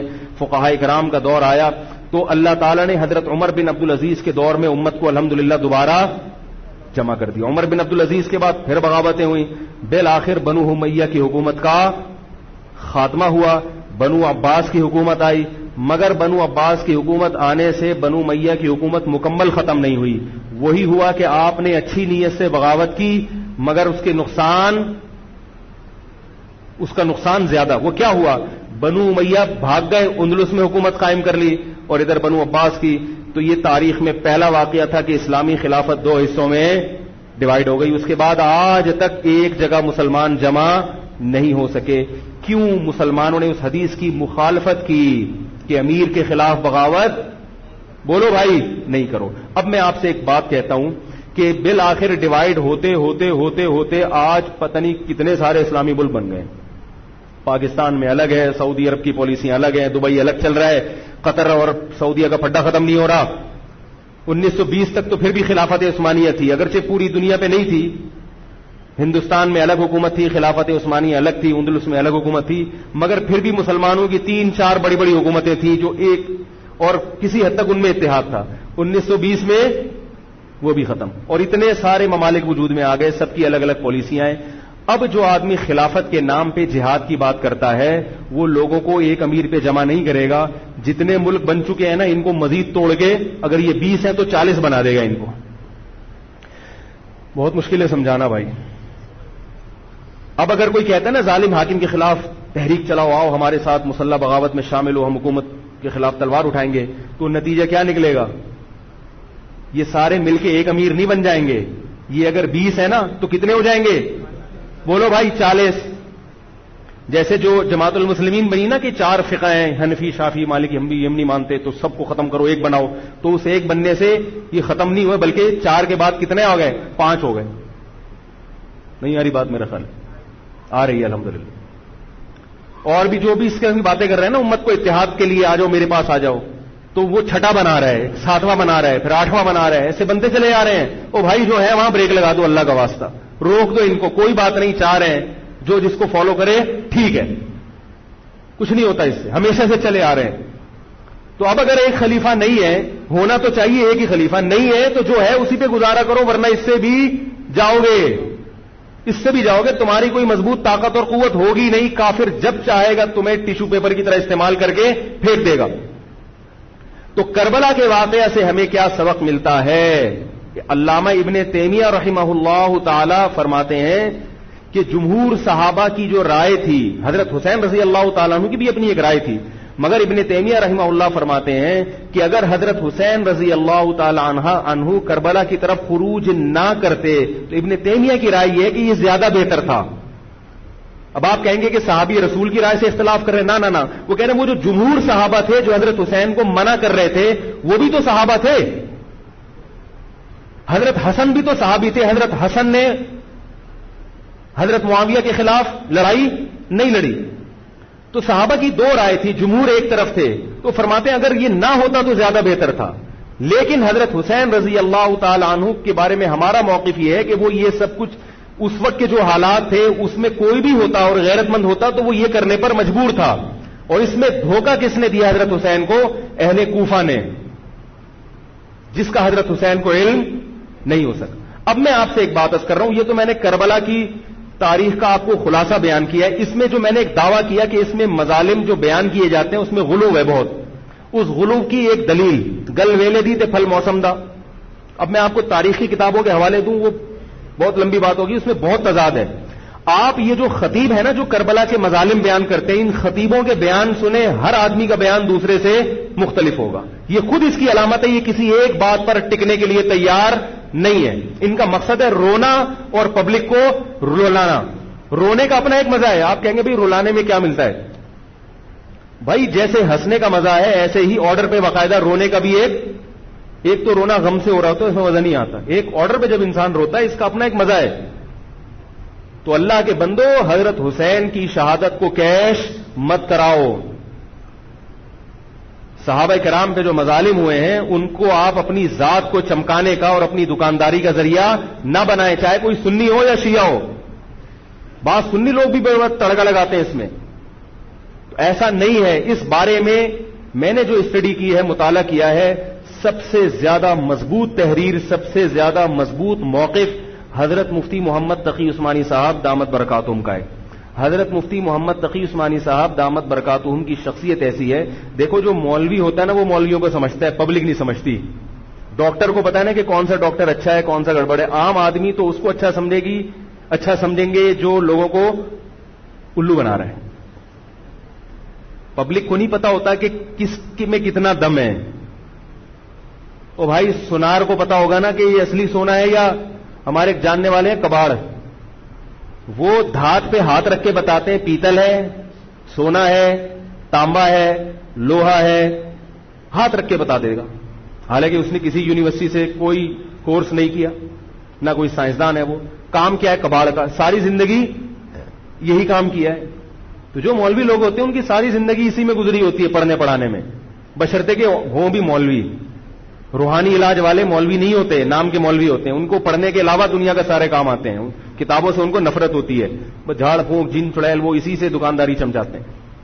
ہر داڑھی والا ہر پگڑی والا مولوی نہیں ہوتا. تو جو مولوی ہوتا ہے اس کو پتا ہوتا ہے کہ کون سا مولوی کتنے پانی میں ہے. تو میں تو نہیں دعویٰ کرتا کہ میں عالم ہوں، لیکن آپ لوگ تو مجھے مولوی سمجھ کے آئے ہیں نا، عالم سمجھ کے آئے ہیں.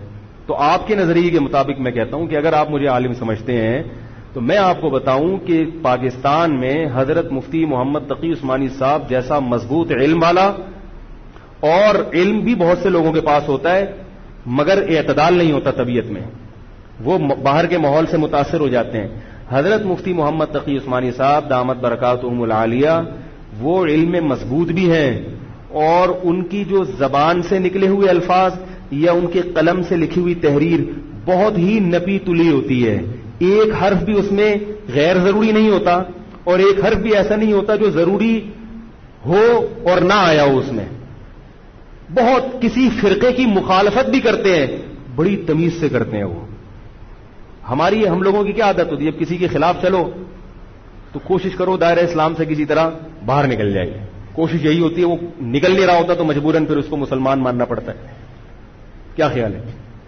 کوشش یہ ہوتی ہے کہ اسلام کا جو دائرہ ہے وہ اس میں میں رہوں اور دو چار میرے مرید رہیں، لیکن چونکہ پبلک اس کو مانتی نہیں تو مجبوراً ان کو بھی دائرہ اسلام میں داخل کرنا پڑتا. تو حضرت مفتی محمد تقی عثمانی صاحب کی جو تحریریں ہیں وہ بڑی جاندار ہوتی ہیں. ان کو پڑھا کرو اللہ کے بندو. عالم کا یوٹیوب سے نہیں پتا چلتا کون مفتی ہے کون کیا ہے. حضرت مفتی تقی عثمانی صاحب کی پاکستان میں اتنی عزت نہیں ہے جتنا غیروں نے ان کو عزت دی ہے. سعودی عرب میں جاؤ، امام حرم ان سے مسائل پوچھتے ہیں. ایک صاحب نے مجھے بتایا کہ میں نے امام حرم کو 25 منٹ تک ان سے فون پہ بات کرتے ہوئے دیکھا اور ان سے مسائل پوچھتے ہوئے. عرب علماء ان کی قدر کر رہے ہیں، ملیشیا میں ان کی قدر ہے، پاکستان میں لوگوں کو ان کا پتہ ہی نہیں. میں یہ نہیں کہہ رہا کہ وہ ان سے کوئی خطا ہو ہی نہیں سکتی. تکافل کے معاملے میں حضرت مفتی محمد تقی عثمانی صاحب کی جو رائے ہے، تو میں تو بہت ہی چھوٹا آدمی ہوں، میں یہ نہیں کہہ سکتا، لیکن جن علماء کی رائے ان کے خلاف ہے میرا موقف بھی وہی ہے. میں تکافل کے معاملے میں حضرت مفتی تقی عثمانی صاحب کی رائے کو ہم لوگ صحیح نہیں سمجھتے، لیکن بہرحال اجتہادی اختلاف ہے، یہ نہیں کہ وہ غلط ہیں. تو ہماری رائے ہے کہ اس معاملے میں حضرت سے اجتہادی غلطی ہوئی ہے. میری نہیں، میں تو بہت چھوٹا آدمی ہوں ان کے مقابلے میں، لیکن ہمارے بڑوں کی رائے ہے. اور اس کی جو میں نے ٹوٹی پھوٹا جو اس میں تحقیق کی ہے، مجھے بھی تکافل کے ناجائز ہونے پر اطمینان ہے. بہت اس میں بحث کی ہے، دارالعلوم کے علماء سے بھی ملا ہوں. حضرت مفتی محمد تقی عثمانی صاحب دامت برکاتہم کے ساتھ جو مجلس ہوئی جامعۃ الرشید کے علماء کی 3 گھنٹے، اس مجلس میں بھی میں موجود تھا. تو میں نے دونوں طرف کے دلائل بہت اچھی طرح سے سنے ہیں، تو مجھے اس کے ناجائز ہونے پر اطمینان ہے. لیکن مسئلہ اختلافی ہے، تو جب بڑے حضرات میں جو بڑے علماء ہیں ان میں جب اختلاف ہوتا ہے تو پھر عوام کو چاہیے کہ جس کی رائے پہ ذل زیادہ مائل ہو رہا ہے اس کی رائے کو فالو کر لے، کسی دوسرے پر اعتراض نہ کرے. بات آ رہی ہے سمجھ میں؟ انشورنس کا متبادل ہے نا تکافل، پاک قطر تکافل، یا یہ سب میری رائے میں یہ سب ناجائز ہے. اس پر میں کبھی بیان کروں گا کیوں ناجائز ہے. تو بیان تو نہیں کرنا چاہیے، ان اختلافی مسائل کو ممبر پہ نہیں لانا چاہیے، لیکن یہ کہ اب ہر عالم تک اپنی بات پہنچانا بڑا مشکل ہے. تو میں چاہتا ہوں ایک بیان ایسا ہو تاکہ علماء تک بات پہنچ جائے. پھر علماء جب دونوں طرف کے دلائل رکھ کے فیصلہ کر لیں گے جس عالم کی جو رائے بنے، تاکہ دوسرا پہلو سامنے آ جائے. ابھی تو صرف جواز کا پہلو لوگوں کے سامنے آ رہا ہے، عدم جواز والا نہیں آ رہا. تاکہ دونوں پہلو آئیں، پھر علماء کی جو رائے بنے گی، جو جس کی رائے کو فالو کرتا ہے، ٹھیک ہے بھائی. تو میں یہ کر رہا تھا، حضرت مفتی محمد تقی عثمانی صاحب بہت بڑے عالم ہیں، ان کی قدر کر لیں. ان کی تحریریں بڑی معتدل ہوتی ہیں اور ان کی رائے بہت ہی معتدل ہوتی ہے اور بہت مدلل ہوتی ہے. تو کربلا کے بارے میں، یزید کے بارے میں جو حضرت مفتی محمد تقی عثمانی صاحب کی رائے ہے وہ وہی ہے جو میں نے آپ کے سامنے بیان کی ہے. بات آ رہی ہے؟ نہیں آ رہی میرا خیال ہے. تو میں یہ نہیں کہہ رہا کہ میں نے ان کی تقلید میں یہ سب بیان کیا ہے، بلکہ جو مطالعہ کیا تو اس کے بعد ان کی رائے بہت زیادہ جاندار لگی ہے. اور یہ جو میں عرض کر رہا ہوں نا کہ یہ جو کربلا کے واقعات بیان کیے جاتے ہیں، ہر خطیب کا بیان دوسرے خطیب سے مختلف ہے. یہ خود اس کی علامت ہے کہ دال میں کچھ کالا کالا ہے. یہ ایک جگہ ٹکتے کیوں نہیں ہیں؟ تو اب میں ایک بات عرض کروں. اسی طرح یزید کے بارے میں لوگ سوال پوچھتے ہیں یزید کیا، تو یزید کے بارے میں بھی دونوں طرف ہماری رائے کے حساب سے غلو ہے. یزید کے دور میں حضرت حسین کا قتل یقیناً ہوا ہے، مگر کسی ایک مستند روایت سے یہ ثابت نہیں کہ یزید نے حکم دیا تھا حضرت حسین کو قتل کرنے کا. یہ کہیں بھی روایت میں ثابت نہیں آ رہی میرا خیال ہے. کوفہ کے گورنر کے حکم سے قتل ضرور ہوا ہے، لیکن کیا یزید نے اس کا آرڈر دیا تھا؟ اس کا کسی مستند روایت میں ثبوت بولو بھائی نہیں ملتا. لیکن اس بنیاد پہ یزید کو رحمت اللہ علیہ کہنا یہ بھی غلط ہے. ٹھیک ہے، یزید کے بارے میں کسی مستند روایت سے نہیں ملتا کہ اس نے قتل کا حکم دیا تھا یا قتل کروایا تھا، لیکن قتل ہونے کے بعد یزید نے اس گورنر کے خلاف ایکشن نہیں لیا. حضرت عثمان کے قاتلوں کے بارے میں تو یہ تھا کہ ان کو لٹکایا جائے، حضرت حسین کے قاتلوں کو کیوں نہیں لٹکایا؟ نہیں یاری بات سمجھ. تو یہ جرم بھی ہے کہ حکومت، ممکن ہے یزید کہہ سکتا ہو کہ میرے بس میں نہیں ہے، کہہ سکتا ہو کہ میرے بس میں نہیں ہے. تو بھائی آپ کے بس میں اگر نہیں ہے تو حضرت علی کے بس میں بھی نہیں تھا حضرت عثمان کے قاتلوں سے قصاص لینا. تو اس لیے یزید کو بالکل معصوم قرار دینا یہ بھی غلط ہے. وہ مجرم تھا، لیکن اس کو اتنا لعنتی قرار دے دینا کہ گویا حضرت حسین کو اس نے قتل کرایا تھا، اس کا بھی کسی تاریخی مستند روایت سے ثبوت نہیں ملتا. لہذا صحیح بات یہ ہے کہ نہ لعنت اللہ علیہ کا ہو نہ رحمت اللہ علیہ کا ہو. خام خواہ میں فضول چیزوں میں پڑھنے کی بولو بھائی ضرورت کیا ہے؟ قیامت کے دن آپ سے یزید کے بارے میں سوال، میرے سے کسی نے پوچھا کہ یزید کے بارے میں آپ کیا کہتے ہیں. میں نے کہا آپ کو جاپان کے جو بھی صدر ہے اس کے بارے میں پتا ہے، چائنا کے بارے میں پتا ہے؟ وہ کہہ رہے وہ تو کافر ہیں. میں نے کہا چلو مسلمانوں کے علامہ اقبال کے بارے میں پوری رپورٹ ہے آپ کے پاس. تاریخ میں لاکھوں شخصیات ایسی ہیں جن کے بارے میں آپ کو نہیں پتا. تو یزید کے بارے میں بھی اگر نہیں پتا ہو تو میرا خیال ہے کوئی پریشان ہونے کی ضرورت نہیں ہے. تو یہ کربلا ایک واقعہ تھا، ایک اسلامی تاریخ میں ایک بدترین واقعہ رونما ہوا اور یہ واقعہ ختم ہو گیا. ہمیں جو قرآن اور سنت نے جس بات کا حکم دیا ہے ہمیں وہ کرنا ہے. بات آ رہی ہے سمجھ میں؟ ہمیں کیا کہا ہے؟ نماز قائم کرنی ہے، اسلام کے 5 ارکان ہیں. کربلا کا واقعہ دنیا میں وجود میں آتا تو بھی 5 نمازیں پڑھنی تھیں، وجود میں نہیں آتا تو بھی 5 نمازیں پڑھنی. باقی حضرت حسین کی شہادت اس لیے بھی ہوئی ہے کہ اللہ کے نبی نے ان کو شہید قرار دے دیا تھا. اللہ تعالیٰ نے آپ کو اس منصب تک پہنچانا تھا جس منصب کی گواہی محمد صلی اللہ علیہ وسلم دے چکے. بعض دفعہ کوئی مقصد نہیں ہوتا، ایک مقصد ہوتا ہے کسی کو اونچے درجے تک پہنچانا. غزوہ احد میں 70 صحابہ شہید ہوئے. اللہ نے اس کی حکمت یہ بھی بیان کی، وَيَتَّخِذَ مِنكُمْ شُهَدَاءَ، اللہ تم میں سے بہت سو کو شہادت کے درجے پر فائز کرنا چاہتا. تو حکومت تھی، حضرت حسین رضی اللہ تعالیٰ عنہ کو اللہ تعالیٰ نے شہادت کے مرتبے پر پہنچایا اور ظالم حکمرانوں کے مرتبے کو گھٹانا تھا. تو یہ کام ہو چکا.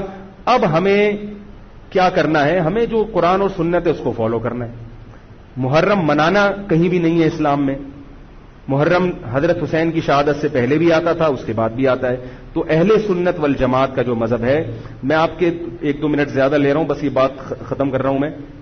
دیکھو ہم شیعہ ہیں یا سنی ہیں؟ بولو نا بھائی. جو شیعہ لوگ ہیں ان کو وہ کرنے دو جو ان کا مذہب ہے. اختلاف اور فرقواریت وہاں ہوتی ہے جہاں آپ اپنا مسلک دوسرے پہ ٹھوستے ہو. ان کا مسلک ہے ماتم کرنا، ان کا مسلک ہے تو ان کو کرنے دو، وہ اللہ ان سے خود حساب لے لے گا. آپ کو ان سے اس مسئلے میں بحث کرنے کی ضرورت بولو بھائی نہیں. لوگ آفس میں لڑ رہے ہیں شیعہ سے، وہ بھائی مجھے فون کر کے کہتے ہیں، میں نے کہا یار وہ جب شیعہ ہے تو وہ کیوں مانے گا آپ کی بات؟ تو چھوڑ دو اس کو اپنے حال پہ. حق واضح ہے، باطل واضح ہے، اگر اس کو وہ سمجھ میں آ رہا تو کرنے دو. آپ کیوں الجھ رہے ہو؟ وہ آپ کو تو نہیں لے کے جا رہا نا ماتم کے لیے. کیا خیال ہے؟ تو اس کو بولو بھائی تمہارا مسلک اگر ہے تو تم ٹھیک ہے کرو یہ کام، لیکن یہ کام انڈور ہونے چاہیے، سڑکوں پہ نہیں ہونا چاہیے. سڑکوں پہ ہوگا تو دہشت گردوں کو موقع مل جائے گا دہشت گردی کا.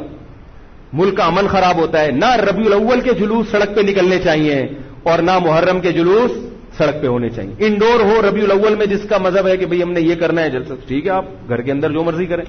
گھر کے اندر تو کسی کو اجازت نہیں ہے نا گھسنے کی. آپ کوئی ہال لے لیں رینٹ پہ, آپ اس میں کر لیں. تو جو بھی ہے انڈور ہونا چاہیے. تو وہ شیعہ ہیں, ان کو وہ کرنے دو جو ان کا مذہب ہے. آپ آدھا ادھر آدھا بٹیر نہ بنو, یا تو پورے سنی بنو یا پورے شیعہ بن جاؤ. یہ درمیان کی چیز کوئی چاہتا ہے کہ میں بن جاؤں؟ ہے بھائی, نہ مرد ہو نہ عورت ہو. بیچ کا تو اچھا نہیں لگتا نا. ایک تو اللہ نے کسی کو بیچ کا بنا دیا, وہ تو آزمائش ہے. خود سے جو بیچ کا ہوتا ہے وہ کسی کو بھی پسند, بول لو نا بھائی, نہیں ہوتا. تو بیچ کے نہ بنو. اہل سنت کے ہاں شیعہ کا مذہب جو ہے وہ کرنے دو اس کو. یہ ہمیشہ سے چلا آ رہا ہے, آج کا نہیں ہے, یہ صدیوں سے چلا آ رہا ہے. آپ نہیں ختم کر سکتے اس کو. یہ حضرت عیسیٰ علیہ السلام آئیں گے تو امت ایک پر جمع ہوگی. باقی جو شیعہ ہے وہ شیعہ ہے, جو سنی ہے وہ سنی ہے. جو اپنی مرضی سے سنی بن جائے ٹھیک ہے, نہیں بنے اللہ جانے. خام خامے فیس بک پر ایک دوسرے کے خلاف کیچڑ, یوٹیوب پر کیچڑ, تقریروں میں کیچڑ. تو میں جو آپ کے سامنے بیٹھا ہوں آپ کو یہ سمجھانے کے لیے کہ آپ ایک فیصلہ کرو, شیعہ ہو یا سنی. اگر سنی ہو تو پھر محرم کی سنی مذہب میں اتنی اہمیت نہیں ہے جتنی ہمارے ہاں بیان کی جاتی. مجھ سے ایک دفعہ کسی نے کہا آپ محرم کی فضیلت پر بیان کریں. میں تھک گیا. میں نے کہا چلو آج بیان ہو ہی جائے. میں نے بیان کیا. میں نے کہا بھائی محرم ان 4 محترم مہینوں میں سے ایک ہے جن میں قتال اور لڑائی جھگڑا منع ہے. بعض علماء کہتے ہیں وہ ان مہینوں کا احترام منسوخ ہو گیا, بعض کہتے ہیں احترام باقی ہے. بہرحال یہ بھی, اس میں بھی اختلاف ہے. اور میں نے کہا دوسرا محرم میں جو 10 محرم ہے, نبی نے فرمایا کہ اس کا روزہ رمضان کے بعد سب سے زیادہ ثواب. وما علینا الا البلاغ. لوگوں نے کہا یہ کیا ہوا؟ میں نے کہا صحیح روایت سے اور مستند روایت سے محرم کی اتنی ہی فضیلت مجھے معلوم ہے. اس سے زیادہ کے لیے آرڈر دینا پڑے گا آپ کو. بندے ہیں وہ پیسے لیتے ہیں اور وہ لہک لہک کے چہک چہک کے بیان کرتے ہیں. چونکہ صحیح روایتیں اتنی ہی مجھے ملی ہیں, اگر کوئی اور ہو تو بتا دینا, اگلے بیان میں اس کا بھی تذکرہ کر دوں گا. اس سے زیادہ ہمارے علم میں تو یہ سنی مذہب بیان کر رہا ہوں میں آپ کو, اہل سنت والجماعت, اہل سرتن والجنابت نہیں, اہل سنت والجماعت. تو یہ ہے. تو 10 محرم کا روزہ رکھیں جیسے کہ حضرت حسین نے رکھا تھا. حضرت حسین تو روزہ رکھ کے شہید ہوئے اور آپ حلیم کی دیگیں پکا کے کھا رہے ہیں. کامن سینس کی بات ہے کہ عقل کو ماتم کرنے کا دل کرے گا کہ نہیں کرے گا؟ بھائی 10 محرم کا روزہ رکھو, 9 کا ملا لو, 11 کا ملا لو تو اچھا ہے. آج کل علماء کہتے ہیں ایک روزہ بھی رکھ سکتے ہیں کیونکہ یہودیوں سے مشابہت نہیں ہے. بہتر ہے 2 ہی رکھیں, نہیں تو 10 کا بھی رکھ لیں تو بھی غنیمت. تو یہ کام تو ہیں کرنے کے. باقی محرم میں آپ شادی بیاہ بھی کریں. نبی صلی اللہ علیہ وسلم نے اپنی زوجہ سے محرم میں نکاح کیا. حضرت حسن نے محرم میں نکاح کیے. حضرت حسن نے تو بہت شادیاں کی ہیں, محرم میں بھی, سفر میں بھی, ربیع الاول میں بھی. اسلام میں کوئی مہینہ منحوس نہیں ہے. محرم اگر ہے تو احترام کا ہے, مبارک ہو سکتا ہے, منحوس. اور حضرت حسین کی شہادت سے محرم کی برکت میں اور اضافہ ہوگی. شہادت ہمارے یہاں نحوست نہیں ہے, شہادت ہمارے یہاں ایک برکت کی چیز ہے. سمجھ رہے ہو بات کو کہ نہیں سمجھ رہے؟ تو 1-2 باتیں اور ہیں, پھر میں انشاءاللہ نماز کے بعد وہ بیان کروں گا تاکہ یہ موضوع میرا کمپلیٹ ہو جائے. تو جو حضرات بیٹھنا چاہیں وہ بیٹھ سکتے ہیں, جو جانا چاہیں وہ جا سکتے ہیں. ٹھیک ہے نا؟ سلام جب میں پھیر لوں تو جو جانا چاہیں وہ اپنی اخفل طریقے سے دعا مانگ کے جا سکتے ہیں. جو بیٹھنا چاہیں تو 5-6 منٹ میں محرم کے بارے میں کچھ باتیں آپ کو بتاؤں گا جو غلط ہو رہی ہیں, جو کہ نہیں ہونی چاہیے. سمجھ رہے ہیں بات کو؟ سبحانک اللہم وبحمدک نشہد ان لا الہ الا انت نستغفرک ونتوب الیک. تماشا بنائے گا, لڑو نہیں کسی سے, سکون سے, امن سے, شانتی سے رہو. ٹھیک ہے؟ لیکن کسی کا مذہب بھی قبول نہیں کرو. دیکھو ہندو بھی ہیں ہمارے ملک میں, عیسائی بھی ہیں, وہ تو بالکل ہی الگ مذہب ہے نا. وہ تو اللہ رسول کو صاف لفظوں میں انکار کرتے ہیں. تو ہم کہتے ہیں بھائی ٹھیک ہے, تم لکم دینکم ولی دین, تم جاؤ, تمہیں جو سمجھ میں آتا ہے کرو. تو ایسے ہی شیعہ سنی کا جو اختلاف ہے وہ اگر زبان کی حد تک رہے, دلائل کی حد تک رہے تو ٹھیک ہے. لڑائی بڑائی والا معاملہ ہوگا تو معاملہ کیا بنے گا؟ کیچڑ اچھالنا ایک دوسرے پہ. تو میں ایک بات آپ سے کر رہا ہوں کہ آپ اپنے بارے میں یہ فیصلہ کریں کہ آپ کیا ہیں, یا تو ادھر ہو جائیں یا ادھر ہو جائیں.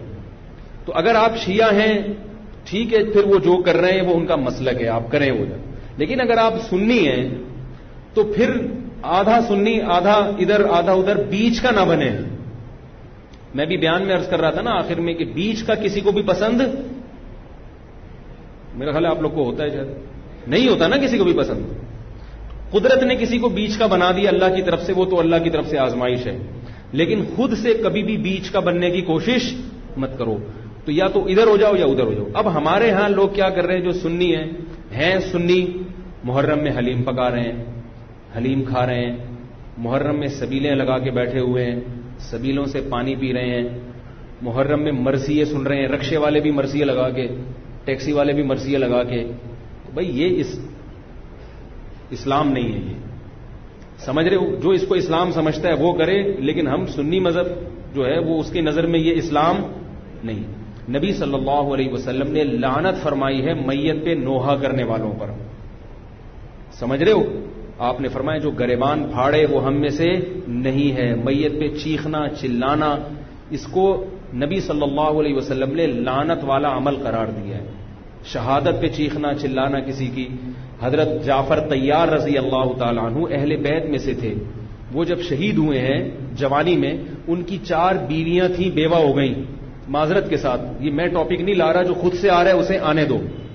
اب شہید ہی 4 بیویاں ہی بیوہ ہوئی تھی, تو میں ان کو آپ کی خوش کرنے کے لیے ایک تو نہیں کر سکتا نا. ان کی 4 بیویاں کیا ہو گئی, بیوہ ہو گئی. تو جب ان کے گھر میں اطلاع ملی ہے کہ آپ کے جوان شوہر شہید ہو گئے, تو ان کے رونے کی آوازیں آئی ہیں, چیخنے چلانے کی آوازیں آئی. آپ صلی اللہ علیہ وسلم کو اتنا غضب آیا, آپ نے فرمایا کہ جاؤ خاک پھینک کر آ جاؤ ان کے منہ میں. اب ان سے کہو کہ اپنی آوازوں کو پس کریں. حضرت جعفر طیار بھی اہل بیت میں سے تھے, نبی کے سگے چچا کے بیٹے تھے. تو اہل بیت کی شہادت پر آپ صلی اللہ علیہ وسلم نے چیخنے چلانے سے, رونے سے منع کیا. اور حضرت جعفر طیار ظلمن شہید ہوئے تھے نا, ظلم ہوا تھا ان کے اوپر. تو اسی طرح ہم یہ کہتے ہیں کہ جیسے حضرت جعفر طیار اہل بیت میں نبی کے سگے چچا زاد بھائی, حضرت حسین نبی کے نواسے, تو جیسے حضرت جعفر طیار کی شہادت پہ چیخنے چلانے والے کو نبی صلی اللہ علیہ وسلم نے پسند نہیں کیا. حالانکہ ان کی بیویوں کا رشتہ, بیوی کا جتنا قریبی رشتہ اپنے شوہر سے ہوتا ہے, اتنا قریبی رشتہ ہمارا حضرت جعفر طیار یا حضرت حسین سے نہیں ہے. رشتہ یقیناً ہے, مگر اتنا قریبی نہیں جتنا بیوی کا ہوتا ہے, اولاد کا ہوتا ہے. تو جب بیویوں کو رونے کی اجازت نہیں ہے, جو سب سے زیادہ متاثر ہوئی ہیں, تو ہم اور آپ کو حضرت حسین کی یاد میں چیخنے چلانے کی اجازت کہاں سے ہوگی؟ ہم زیادہ فنٹر بننے کی کوشش کیوں کر رہے ہیں بھائی؟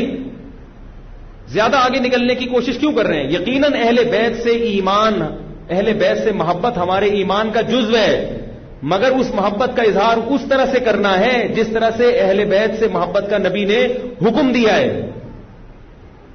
نہیں آ رہی میرا خیال ہے بھائی, پولیس کی تو ضرورت نہیں ہے. جس طرح سے حکم دیا ہے بھائی, اس طرح سے اہل بیت سے محبت کرنی ہے, اپنی طرف سے نہیں کرنی ہے آپ نے. تو پہلی بات تو یہ حدیث سمجھ میں آ گئی. اور آپ صلی اللہ علیہ وسلم نے چیخنا چلانا, گریبان پھاڑنا اور یہ سب کے منع کیا ہے. تو سنی مذہب میں ماتم کی اجازت, چیخنے چلانے کی, ہا ہو کرنے کی اجازت نہیں ہے. سمجھ رہے ہو بات کو؟ تو آپ یہ کام نہ کریں, مرثیے آپ نہ سنیں, انہیں سننے دیں, انہیں کرنے دیں. آپ رکشا ٹیکسی چلا رہے ہو, کہہ رہے محرم کے احترام میں گانے نہیں لگاؤں گا, مرثیے لگا دوں گا.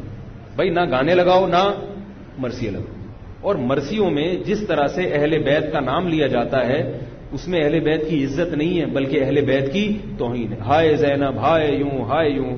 آپ اپنے گھر کی عورتوں کو چاہتے ہو کہ سڑک پہ ان کا اس طرح سے ہائے ہائے کر کے نام لیا جائے روڈ پہ؟ جب ہم اپنی عورتوں کے لیے ایسی توہین برداشت نہیں کرتے, وہ عورتیں جن کے تقدس کی قسم اٹھائی جا سکتی ہے, جن کے ناخن بھی کوئی نامحرم نہیں دیکھ پاتا تھا, اہل بیت عورتیں تھیں, نبی صلی اللہ علیہ وسلم کی نواسیاں, نبی صلی اللہ علیہ وسلم کے خاندان کی عورتیں, حضرت حسین رضی اللہ تعالیٰ عنہ کے خاندان کی عورتیں. تو ان کے بارے میں میرے بھائی کیسے یہ برداشت کیا جا سکتا ہے کہ کوئی بھی چیخے چلائے اور ان کا نام اس طرح سے توہین آمیز لہجے سے؟ اسلام نے اکرام سکھایا ہے, عزت اور احترام سکھایا ہے, اور عزت و احترام کے اصول اور آداب بھی سکھائے. تو اس لیے آپ لوگ یہ کام نہ کریں, جو کر رہا ہے اس سے بحث بھی نہ کریں. بولے میں ٹھیک ہے تمہارا مسلک ہے تو کوئی بات نہیں, تو کر لو, ہم ہی نہیں کریں گے. تو یہ جو سبیلیں لگائی جا رہی ہیں, یہ کہا جاتا ہے کہ حضرت حسین کی یاد میں. تو یہ بھی ایک عجیب بات ہے. حضرت حسین رضی اللہ تعالیٰ عنہ اگر پیاس سے شہید ہوئے تو پانی پی کے یاد منائی جائے گی یا پانی سے اوائڈ کر کے یاد منائی جائے گی؟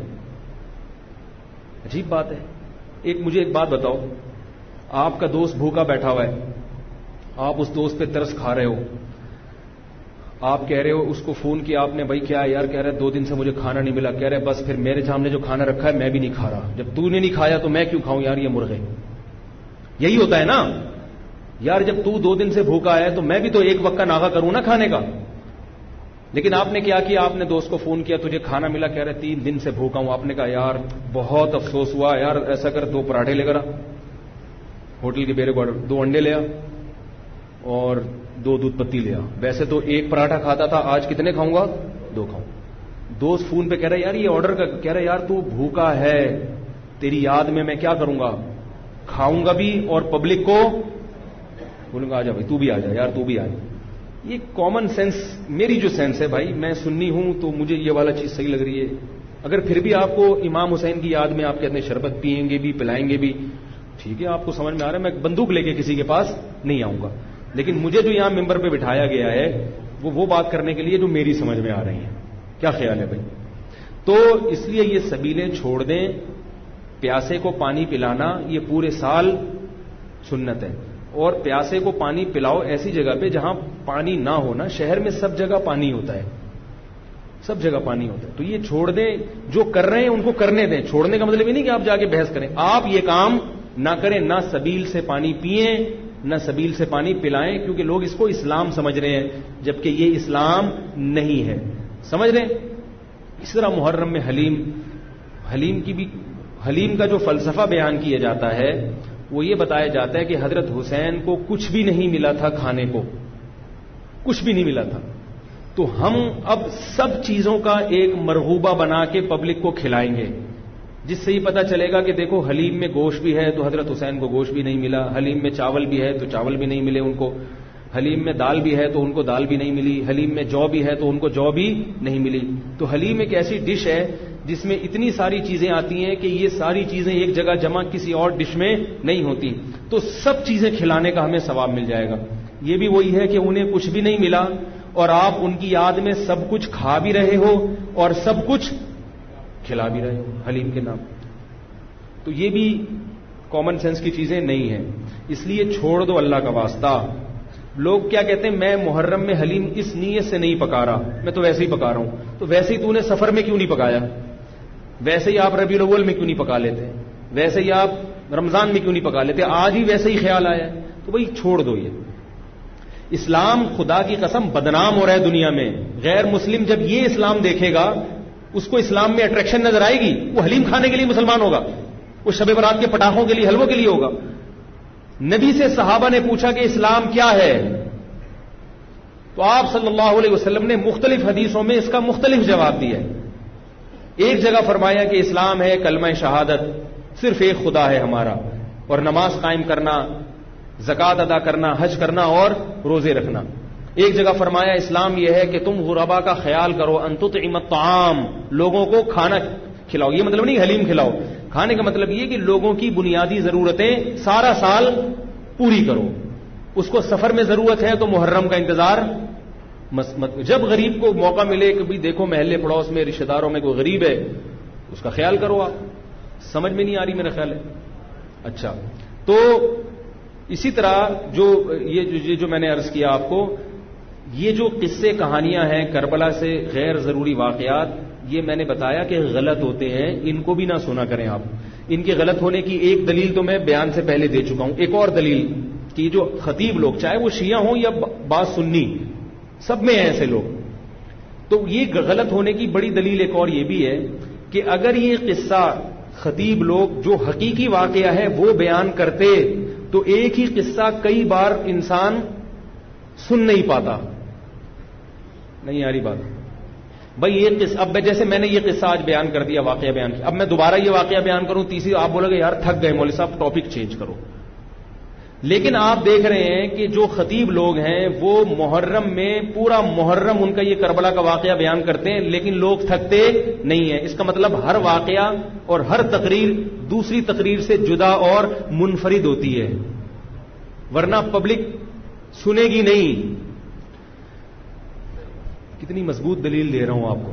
اس کا مطلب ہے ہر خطیب کو پبلک کے لیے اس بیان کو اٹریکٹیو بنانے کے لیے اس واقعے میں تھوڑا سا ٹماٹر اور دہی کا تڑکا لگانا پڑا. کبھی وائٹ کڑھائی ہوگی دہی والی, کبھی ٹماٹر والی کڑھائی ہوگی, کبھی گرین کڑھائی ہوگی. تو کڑھائی کا تڑکا چینج ہوگا تو پھر صبح کی کڑھائی دوپہر کھا سکتے ہیں, رات کو بھی کڑھائی کھا سکتے ہیں, ورنہ دوپہر جب آپ نے کڑھائی کھا لی رات کو وہ کڑھائی آپ نہیں کھاؤ گے. انسان ایک دفعہ کھا کے دل بھر جاتا ہے اس. تو یہ خود اس بات کی دلیل ہے. خطیب ہر بیان میں کوئی نئی چیز لے کر آ رہا ہے. اس کا مطلب ہے کہ بھائی ایک واقعہ تھا تو وہ ایک ہی دفعہ ہوا ہے نا واقعہ, اس کو ہر دفعہ وہی ہونا چاہیے نا. ہر دفعہ آپ نے اس میں کچھ نئی چیز لایا ہو تو اس کا مطلب ہے کچھ دال میں گڑبڑ ہے. یہ بھی اس بات کی دلیل ہے. تو اس لیے یہ چیزیں چھوڑ دیں. رہا یہ مسئلہ کہ لوگوں کے گھر سے حلوے آ جاتے ہیں, کھانا آ جاتا ہے, تو بھائی بہتر یہ ہے کہ ان کو محبت کے ساتھ منع کر دیں. بولے ہم حضرت حسین رضی اللہ تعالی عنہ سے محبت ضرور کرتے ہیں مگر کھا کے بولو بھائی نہیں, روزہ رکھ کے, ٹھیک ہے ہم نہیں کھائیں گے. اور اگر آپ یہ سمجھتے ہیں کہ لڑائی ہو جائے گی, بعض دفعہ وہ بیچارے نے تقریر تو نہیں سنی ہوتی, وہ تو محبت میں ہی لا رہا ہے, تو اگر لڑائی ہو جائے گی تو رکھ لیں, لیکن محبت سے اس کو مسئلہ سمجھا دیں, یار میں رکھ رہا ہوں تاکہ تمہارا دل نہ ٹوٹے مگر یہ ہے غلط. رہا یہ مسئلہ کہ اس کو کھا بھی لیں. اب آپ ایک دم نا سارے جوش میں ہو گئے, یار اگلا بتاؤ, یار اگلا اسٹیپ ہمارے لیے بہت امپورٹنٹ ہے. یہ ایک مسئلہ نہیں ہے رکھنا نہ رکھنا. رکھ لیا تو اب کیا کریں؟ اب آپ جوش میں آ رہے ہو. اب میں آپ کو 2 گھنٹے بھی بٹھا کے رکھوں نا آپ بیٹھ جاؤ گے, تو میں کہوں 2 گھنٹے بعد جواب دوں گا آپ بیٹھے رہو گے یہاں. اب کیا کرنا ہے؟ تو وہ کھانا حلال ہے یا نہیں, اس کا مدار اس پر ہے کہ اگر وہ حضرت حسین کو خوش کرنے کے لیے صدقہ کیا ہے, خوش کرنے کے لیے, تو غیر اللہ کا تقرب حاصل کرنے کے لیے کوئی عبادت کرنا یہ شرک ہے. آئی بات سمجھ میں؟ نہیں آ رہی میرا خیال ہے. صدقہ خیرات صرف کس کے لیے ہوتا ہے؟ اللہ کی رضا کے لیے. پھر تو وہ چونکہ غیر اللہ کے لیے ہے وہ حرام ہے, اس کا کھانا بالکل ناجائز. اور اگر کسی نے حضرت حسین کو ثواب پہنچانے کے لیے یہ کام کیا ہے, آئی بات سمجھ میں, مقصد اللہ کی رضا ہے, نیت یہ کہ حضرت حسین کو اس صدقے کا ثواب پہنچ جائے, تو یہ عمل بدعت ہے مگر اس سے وہ کھانا حرام بولو بھائی نہیں ہوتا. قبول کرنا غلط ہے کیونکہ اس سے بدعت کی تائید ہو رہی ہے, مگر وہ کھانا حرام نہیں ہوتا. کھانا وہ جائز ہے, اس کو پھینکے نہیں, کھا لیں, میرے گھر نہ بھیجیں, ٹھیک ہے, خود کھا لیں آپ اس کو. یہی مسئلہ ربیع الاول کے حلووں کا بھی یہی مسئلہ ہے, 11ویں شریف کا بھی یہی ہے کہ اگر کسی نے 11ویں شریف حضرت گیلانی رحمۃ اللہ علیہ کو ثواب پہنچانے کے لیے 11ویں نکالی ہے تو ثواب تو کسی کو بھی پہنچایا جا سکتا ہے, لیکن چونکہ وہ اس کو ضروری سمجھ رہے ہیں یا افضل سمجھ رہے ہیں اور دن متعین کر لیا تو یہ بدعت تو ہے, لہذا اس 11ویں شریف کے حلوے کو قبول نہ کریں, بدعت کی تائید ہے. اور اگر پھٹے بازی کا اندیشہ ہے, لڑائی جھگڑا ہے, محلے داری بھی کرنی ہے, لوگ کہتے ہیں مولوی صاحب تمہیں تو محلے داری کرنی نہیں ہوتی, آپ لوگ تو مسجد سے آئے نکل لیے پتلی گلی سے, ہم تو محلے داری بھی کرنی ہوتی ہے. تو اگر ڈر ہے کہ نفرتیں پھیلیں گی تو قبول کر لیں, لیکن محبت سے اس کو سمجھا دیں, اور جب قبول کر لیا تو ضائع کرنے سے بہتر ہے کہ اس کو کھا لیں, رزق ہے وہ. لیکن اگر کسی نے نیاز نکالی حضرت گیلانی کو خوش کرنے کے لیے کہ اس سے ان کا قرب حاصل ہوگا, وہ خوش ہوں گے, ان کی رضا مقصد ہے, تو پھر یہ کیا ہے؟ شرک ہے. کیونکہ صدقات و خیرات صرف اور صرف جانور کا حلال کرنا صرف اللہ کے لیے صدقہ, یہ عبادت جتنی بھی ہیں وہ صرف کس کے لیے ہوتی ہیں؟ اللہ کے لیے ہوتی ہیں. سمجھ رہے ہو بات کو؟ تو پھر اگر غیر اللہ کے لیے ہے پھر یہ نظر لغیر اللہ ہے, یہ حرام ہے, ناپاک ہے, نجس ہے. پھر ایسی صورت میں آپ اس کو نہیں کھا سکتے. کیا پوچھ رہے ہیں آپ؟ ہاں یہ بڑا سوال. اب آپ ڈسٹرب ہو رہے ہیں کہ آپ نے تو بجائے فائدے کے ہمیں اور کنفیوز کر دیا. پتہ کیسے چلے گا کہ یار یہ کیا ہے؟ تو پتہ ایسے چلے گا, اس سے پوچھ لو, اس سے پوچھ لو بھائی یہ کیا ہے, یہ کیوں لا رہے ہو؟ تو بتا دے یار یہ حضرت حسین کی یاد میں ہے. تو آپ بولو حضرت حسین کی یاد کیا کمی مطلب ہے؟ ان کو ثواب پہنچانے کو کہتے, ثواب پہنچانے کے تو بولو یار غلط ہے, بدعت ہے, لیکن بسم اللہ. اس لیے کوشش کریں کہ رد کر دیں اس کو. یہ تو میں قبول کرنے کا اس صورت میں کہہ رہا ہوں کہ بہت ہی کوئی مسئلہ, بعض لوگ پھر دینداروں سے نفرت کرتے ہیں, یار اس نے تو پورا بیان نہیں سنا ہوگا نا, بہت سو بیچاروں میں جہالت بھی ہوتی ہے, ان کو پتہ نہیں ہوتا. لڑے نہیں کسی سے, محبت سے انکار کرتے ہیں, یار ہم لوگ حلوے مانڈے والے نہیں. میرے گھر تو پہلے اب تو یہ چیزیں آتی نہیں ہیں, لیکن لوگوں نے جائز چیزیں چھوڑنا بھی بھیج دی ہیں. او بھائی میں نے حلوے مانڈوں کا انکار کیا ہے, عید پہ عید الفطر کا دن کتنا مبارک ہوتا ہے، اس میں تو ایک دوسرے کے ہاں کچھ لے جا رہے ہیں. میں پاکستان کا واحد امام ہوں جس کے ہاں عید الفطر کے دن بھی کچھ نہیں آتا. میں اللہ کا شکر ہے کھانے پینے کا بھوکا نہیں ہوں الحمدللہ، مجھے اللہ نے بہت رزق دیا. ایک دن میں نے اپنے خاص دوست سے پوچھا، میں نے کہا یار عید کے دن تو امام کو تو لوگ تھوڑا سا پوچھ لیتے ہیں، ٹھیک ہے اللہ نے مجھے بہت دیا ہے، لیکن اتنا بھی پھیکا نہیں ہونا چاہیے پبلک کو کہ امام سے اتنی عقیدت تو ہوتی ہے. یار عید بقرعید میں تو اڑوس پڑوس لوگ امام صاحب کے گھر کوئی بریانی شریانی. میں نے کہا مجھے شوق نہیں ہے کوئی بریانی شریانی کا، لیکن مجھے لوگوں کے اس ایٹیٹیوڈ پہ تعجب ہوتا ہے کہ مجھے 10 سال ہو گئے تو عید پہ تو کچھ بھیج دو. تو ان صاحب نے مجھے کہا اسی محلے کے، انہوں نے کہا اصل میں لوگ ایسا نہیں ہے کہ آپ سے نفرت کرتے ہیں، آپ نے بیانات اس قسم کے کیے ہوئے ہیں کھانے پینے کے بارے میں کہ لوگ ڈرتے ہیں. لوگ کیا کرتے ہیں؟ ڈرتے ہیں کہیں بھیج دیا تو ایسا نہ ہو کہ وہیں سے واپس کر دیں. اتنا سخت آپ نے اس میں موقف اختیار کیا. تو میں نے کہا وہ تو حلوے مانڈوں کے بارے میں اختیار کیا. تو خیر عید پہ اب امید ہے انشاءاللہ. ٹھیک ہے لیکن نہ بھیجیں آپ لوگ، محبت بس زبان سے اظہار کر دیں. میں ایک مسئلہ بیان کر رہا ہوں کہ میرے بیانات اس بارے میں ایسے ہوتے ہیں کہ لوگ یہ سمجھتے ہیں کہ یہ نفس ہدیے کے ہی خلاف ہے، ان کو ہدیہ دیا تو کوئی تھپڑ نہ مار دیں کھینچ کے. تو ایسا ایٹیٹیوڈ، میں نے کہا اچھا ہے یہی رہنے دو، اس سے ایک تھوڑی سی لوگوں میں عزت رہے گی کہ لوگ سمجھتے ہیں وہی سین ہے نہیں مگر ٹکر مارتے ہیں یہ. تو یہ اس لیے ہم نے سخت موقف اختیار کیا ہے کہ لوگ امام کو کی توہین کرتے ہیں. اب ایک صاحب کے ابا کا انتقال ہو گیا، ہر جمعرات کو میرے گھر کوفتے، انڈے آلو اور کوفتے لے کر آ رہے ہیں. ہم تو جمعراتی مولوی ہیں نہیں، مجھے یہ پتہ ہی نہیں تھا کہ آج جمعرات ہے. میں نے کہا چلو بیچارہ عقیدت محبت میں لا رہا ہے تو میں رکھ لیتا تھا. گھر والوں نے پھر جب ہر جمعرات کو ہونے لگا تو گھر والوں نے جمعرات کو رات کو کھانا پکانا ہی چھوڑ دیا. انہوں نے کہا یار جب آ ہی جاتا ہے تو میں نے کہا چلو ٹھیک ہے اللہ دے رہا ہے. بیچارہ ہے بھی عقیدت محبت میرا نمازی تھا. کوفتوں کا ٹائٹ قسم کا بڑا مزیدار سالن آ رہا تھا. ایک دن مجھے خیال ہوا کہ یار کچھ دن پہلے ان کے ابا کا بھی انتقال ہوا ہے اور یہ جمعرات بھی ہے، ایسا تو نہیں ابا کے ثواب کے لیے مجھے کھلا رہے ہوں. میں نے ان سے پوچھا یہ آپ اپنے ابا کو ثواب پہنچانے کے لیے مجھے کھلا رہے ہو؟ انہوں نے کہا جی. میں نے کہا یار آپ مجھے ایک بات بتاؤ کہ آپ کے دادا کا جب انتقال ہوا تھا تو آپ نے اپنے ابا کو کبھی گفٹ دیا یا کھانا کھلایا؟ تو اس لیے کھلایا نا کہ وہ آپ کے ابا ہیں. اگر ابا کو کسی دن آپ نے کھلایا، ابا پوچھے بیٹا کیوں کھلا رہے ہو؟ آپ کے ابا دادا کا انتقال ہوا ہے ان کے ثواب کے لیے آپ کو کھلا رہا ہوں، ابا کو غصہ آئے گا کہ نہیں آئے گا؟ وہ بھائی ابا کو جو کھلایا جاتا ہے اس لیے نہیں کہ دادا کی موت واقع ہو گئی، ابا کو اس لیے کھلایا جاتا ہے کہ وہ ابا ہیں. نہیں آ رہی بات سمجھ میں؟ آپ اپنی منگیتر کو ایزی لوڈ کرا رہے ہو 500 کا، وہ کہے بھائی کیوں کرا رہے ہو؟ اصل جواب یہ کہ بھائی وہ تو غلط ہے یہ ایزی لوڈ نہ کرایا کریں، لیکن جو آج کل عرف چل رہا ہے آپ کیا کہو گے؟ بھائی ایک تعلق ہے، ایک محبت ہے، میں چاہتا ہوں یہ رشتہ نہ ٹوٹے، یہ کہو گے نا. اگر آپ نے کہا میری چونکہ دادی کا انتقال ہوا ہے تو چونکہ ان کو ثواب پہنچانے کے لیے کوئی غریب مسکین بھیکاری مل نہیں رہا تھا تو میں نے کہا تم ہی ہو غریب تو چلو میں تمہیں 500 روپے کا بیلنس لوڈ کرا لوں، اس کو غصہ آئے گا کہ نہیں آئے گا؟ اگر اس میں غیرت ہوگی تو غصہ آئے گا. تو یاد رکھو عزت دار، جس کو عزت دار، میں نہیں کہہ رہا میں عزت دار ہوں، لیکن جس کی کو آپ عزت دار سمجھتے ہو اس کو ہدیہ دیا جاتا ہے، اس پہ صدقہ نہیں کیا جاتا. ثواب پہنچانے کے لیے نہیں، ہدیہ دیا جاتا ہے اس کے اکرام کے لیے، اس سے محبت بڑھانے کے لیے، اس سے تعلق بڑھانے کے لیے. تو علماء کو ہدیہ دیا کرو ثواب کی نیت سے نہیں، محبت کی نیت سے. ثواب غریبی میں خود بخود ملے گا. نہیں یاری میرا خیال ہے ثواب خود بخود غریبی میں مل جائے گا. تو میں نے ان سے کہا کہ بھائی یہ کوفتے کسی غریب کو کھلائے، میں اللہ کا شکر ہے غریب نہیں ہوں، کسی غریب کو صدقہ کر دیا کرے ابا کے ثواب کے لیے. آئندہ مجھے اس گلی میں آپ کوفتے لے کر گھومتے ہوئے نظر نہیں آئے، ٹھیک ہے؟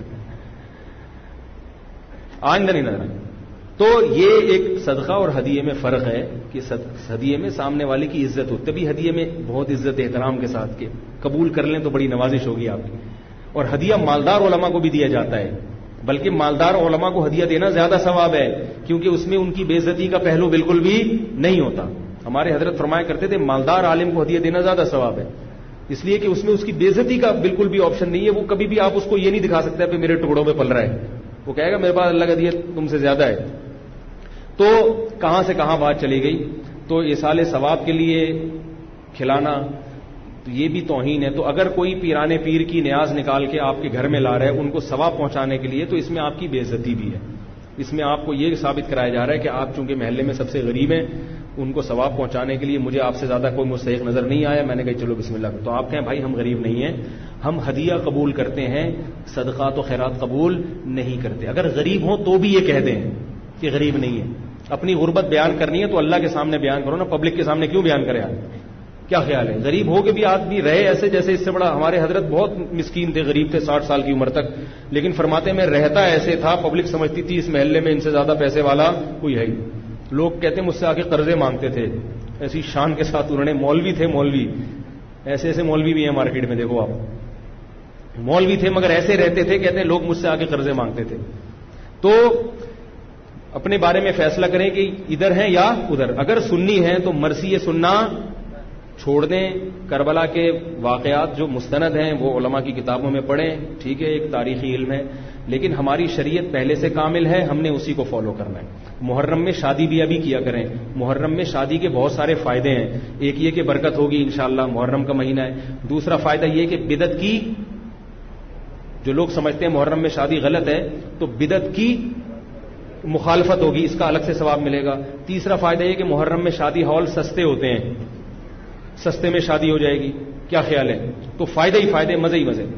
اور رہا یہ مسئلہ کہ محرم میں شادی ہوئی اور خدا نخواستہ ناکام ہو گئی، اب لوگ یہ بھی کرتے ہیں، ناکام ہونے کہہ رہے ہیں محرم میں ہوئی تھی نا اس لیے، تو ان سے بولو بہت سے میرے علم میں ایسے ہیں جنہوں نے ربیع الاول میں کی تھی، ان کی بھی ناکام ہو۔ شادی کے کامیاب ہونے یا ناکام ہونے کا تعلق اس سے نہیں ہے کہ رمضان میں ہو رہی ہے کہ محرم میں، وہ اس سے ہے کہ میاں بیوی کا رشتہ جوڑ کا تھا یا نہیں تھا، دونوں تمیز سے رہنا چاہتے ہیں کہ نہیں چاہتے۔ اگر دونوں تمیز سے رہنا چاہتے ہیں تو کہیں بھی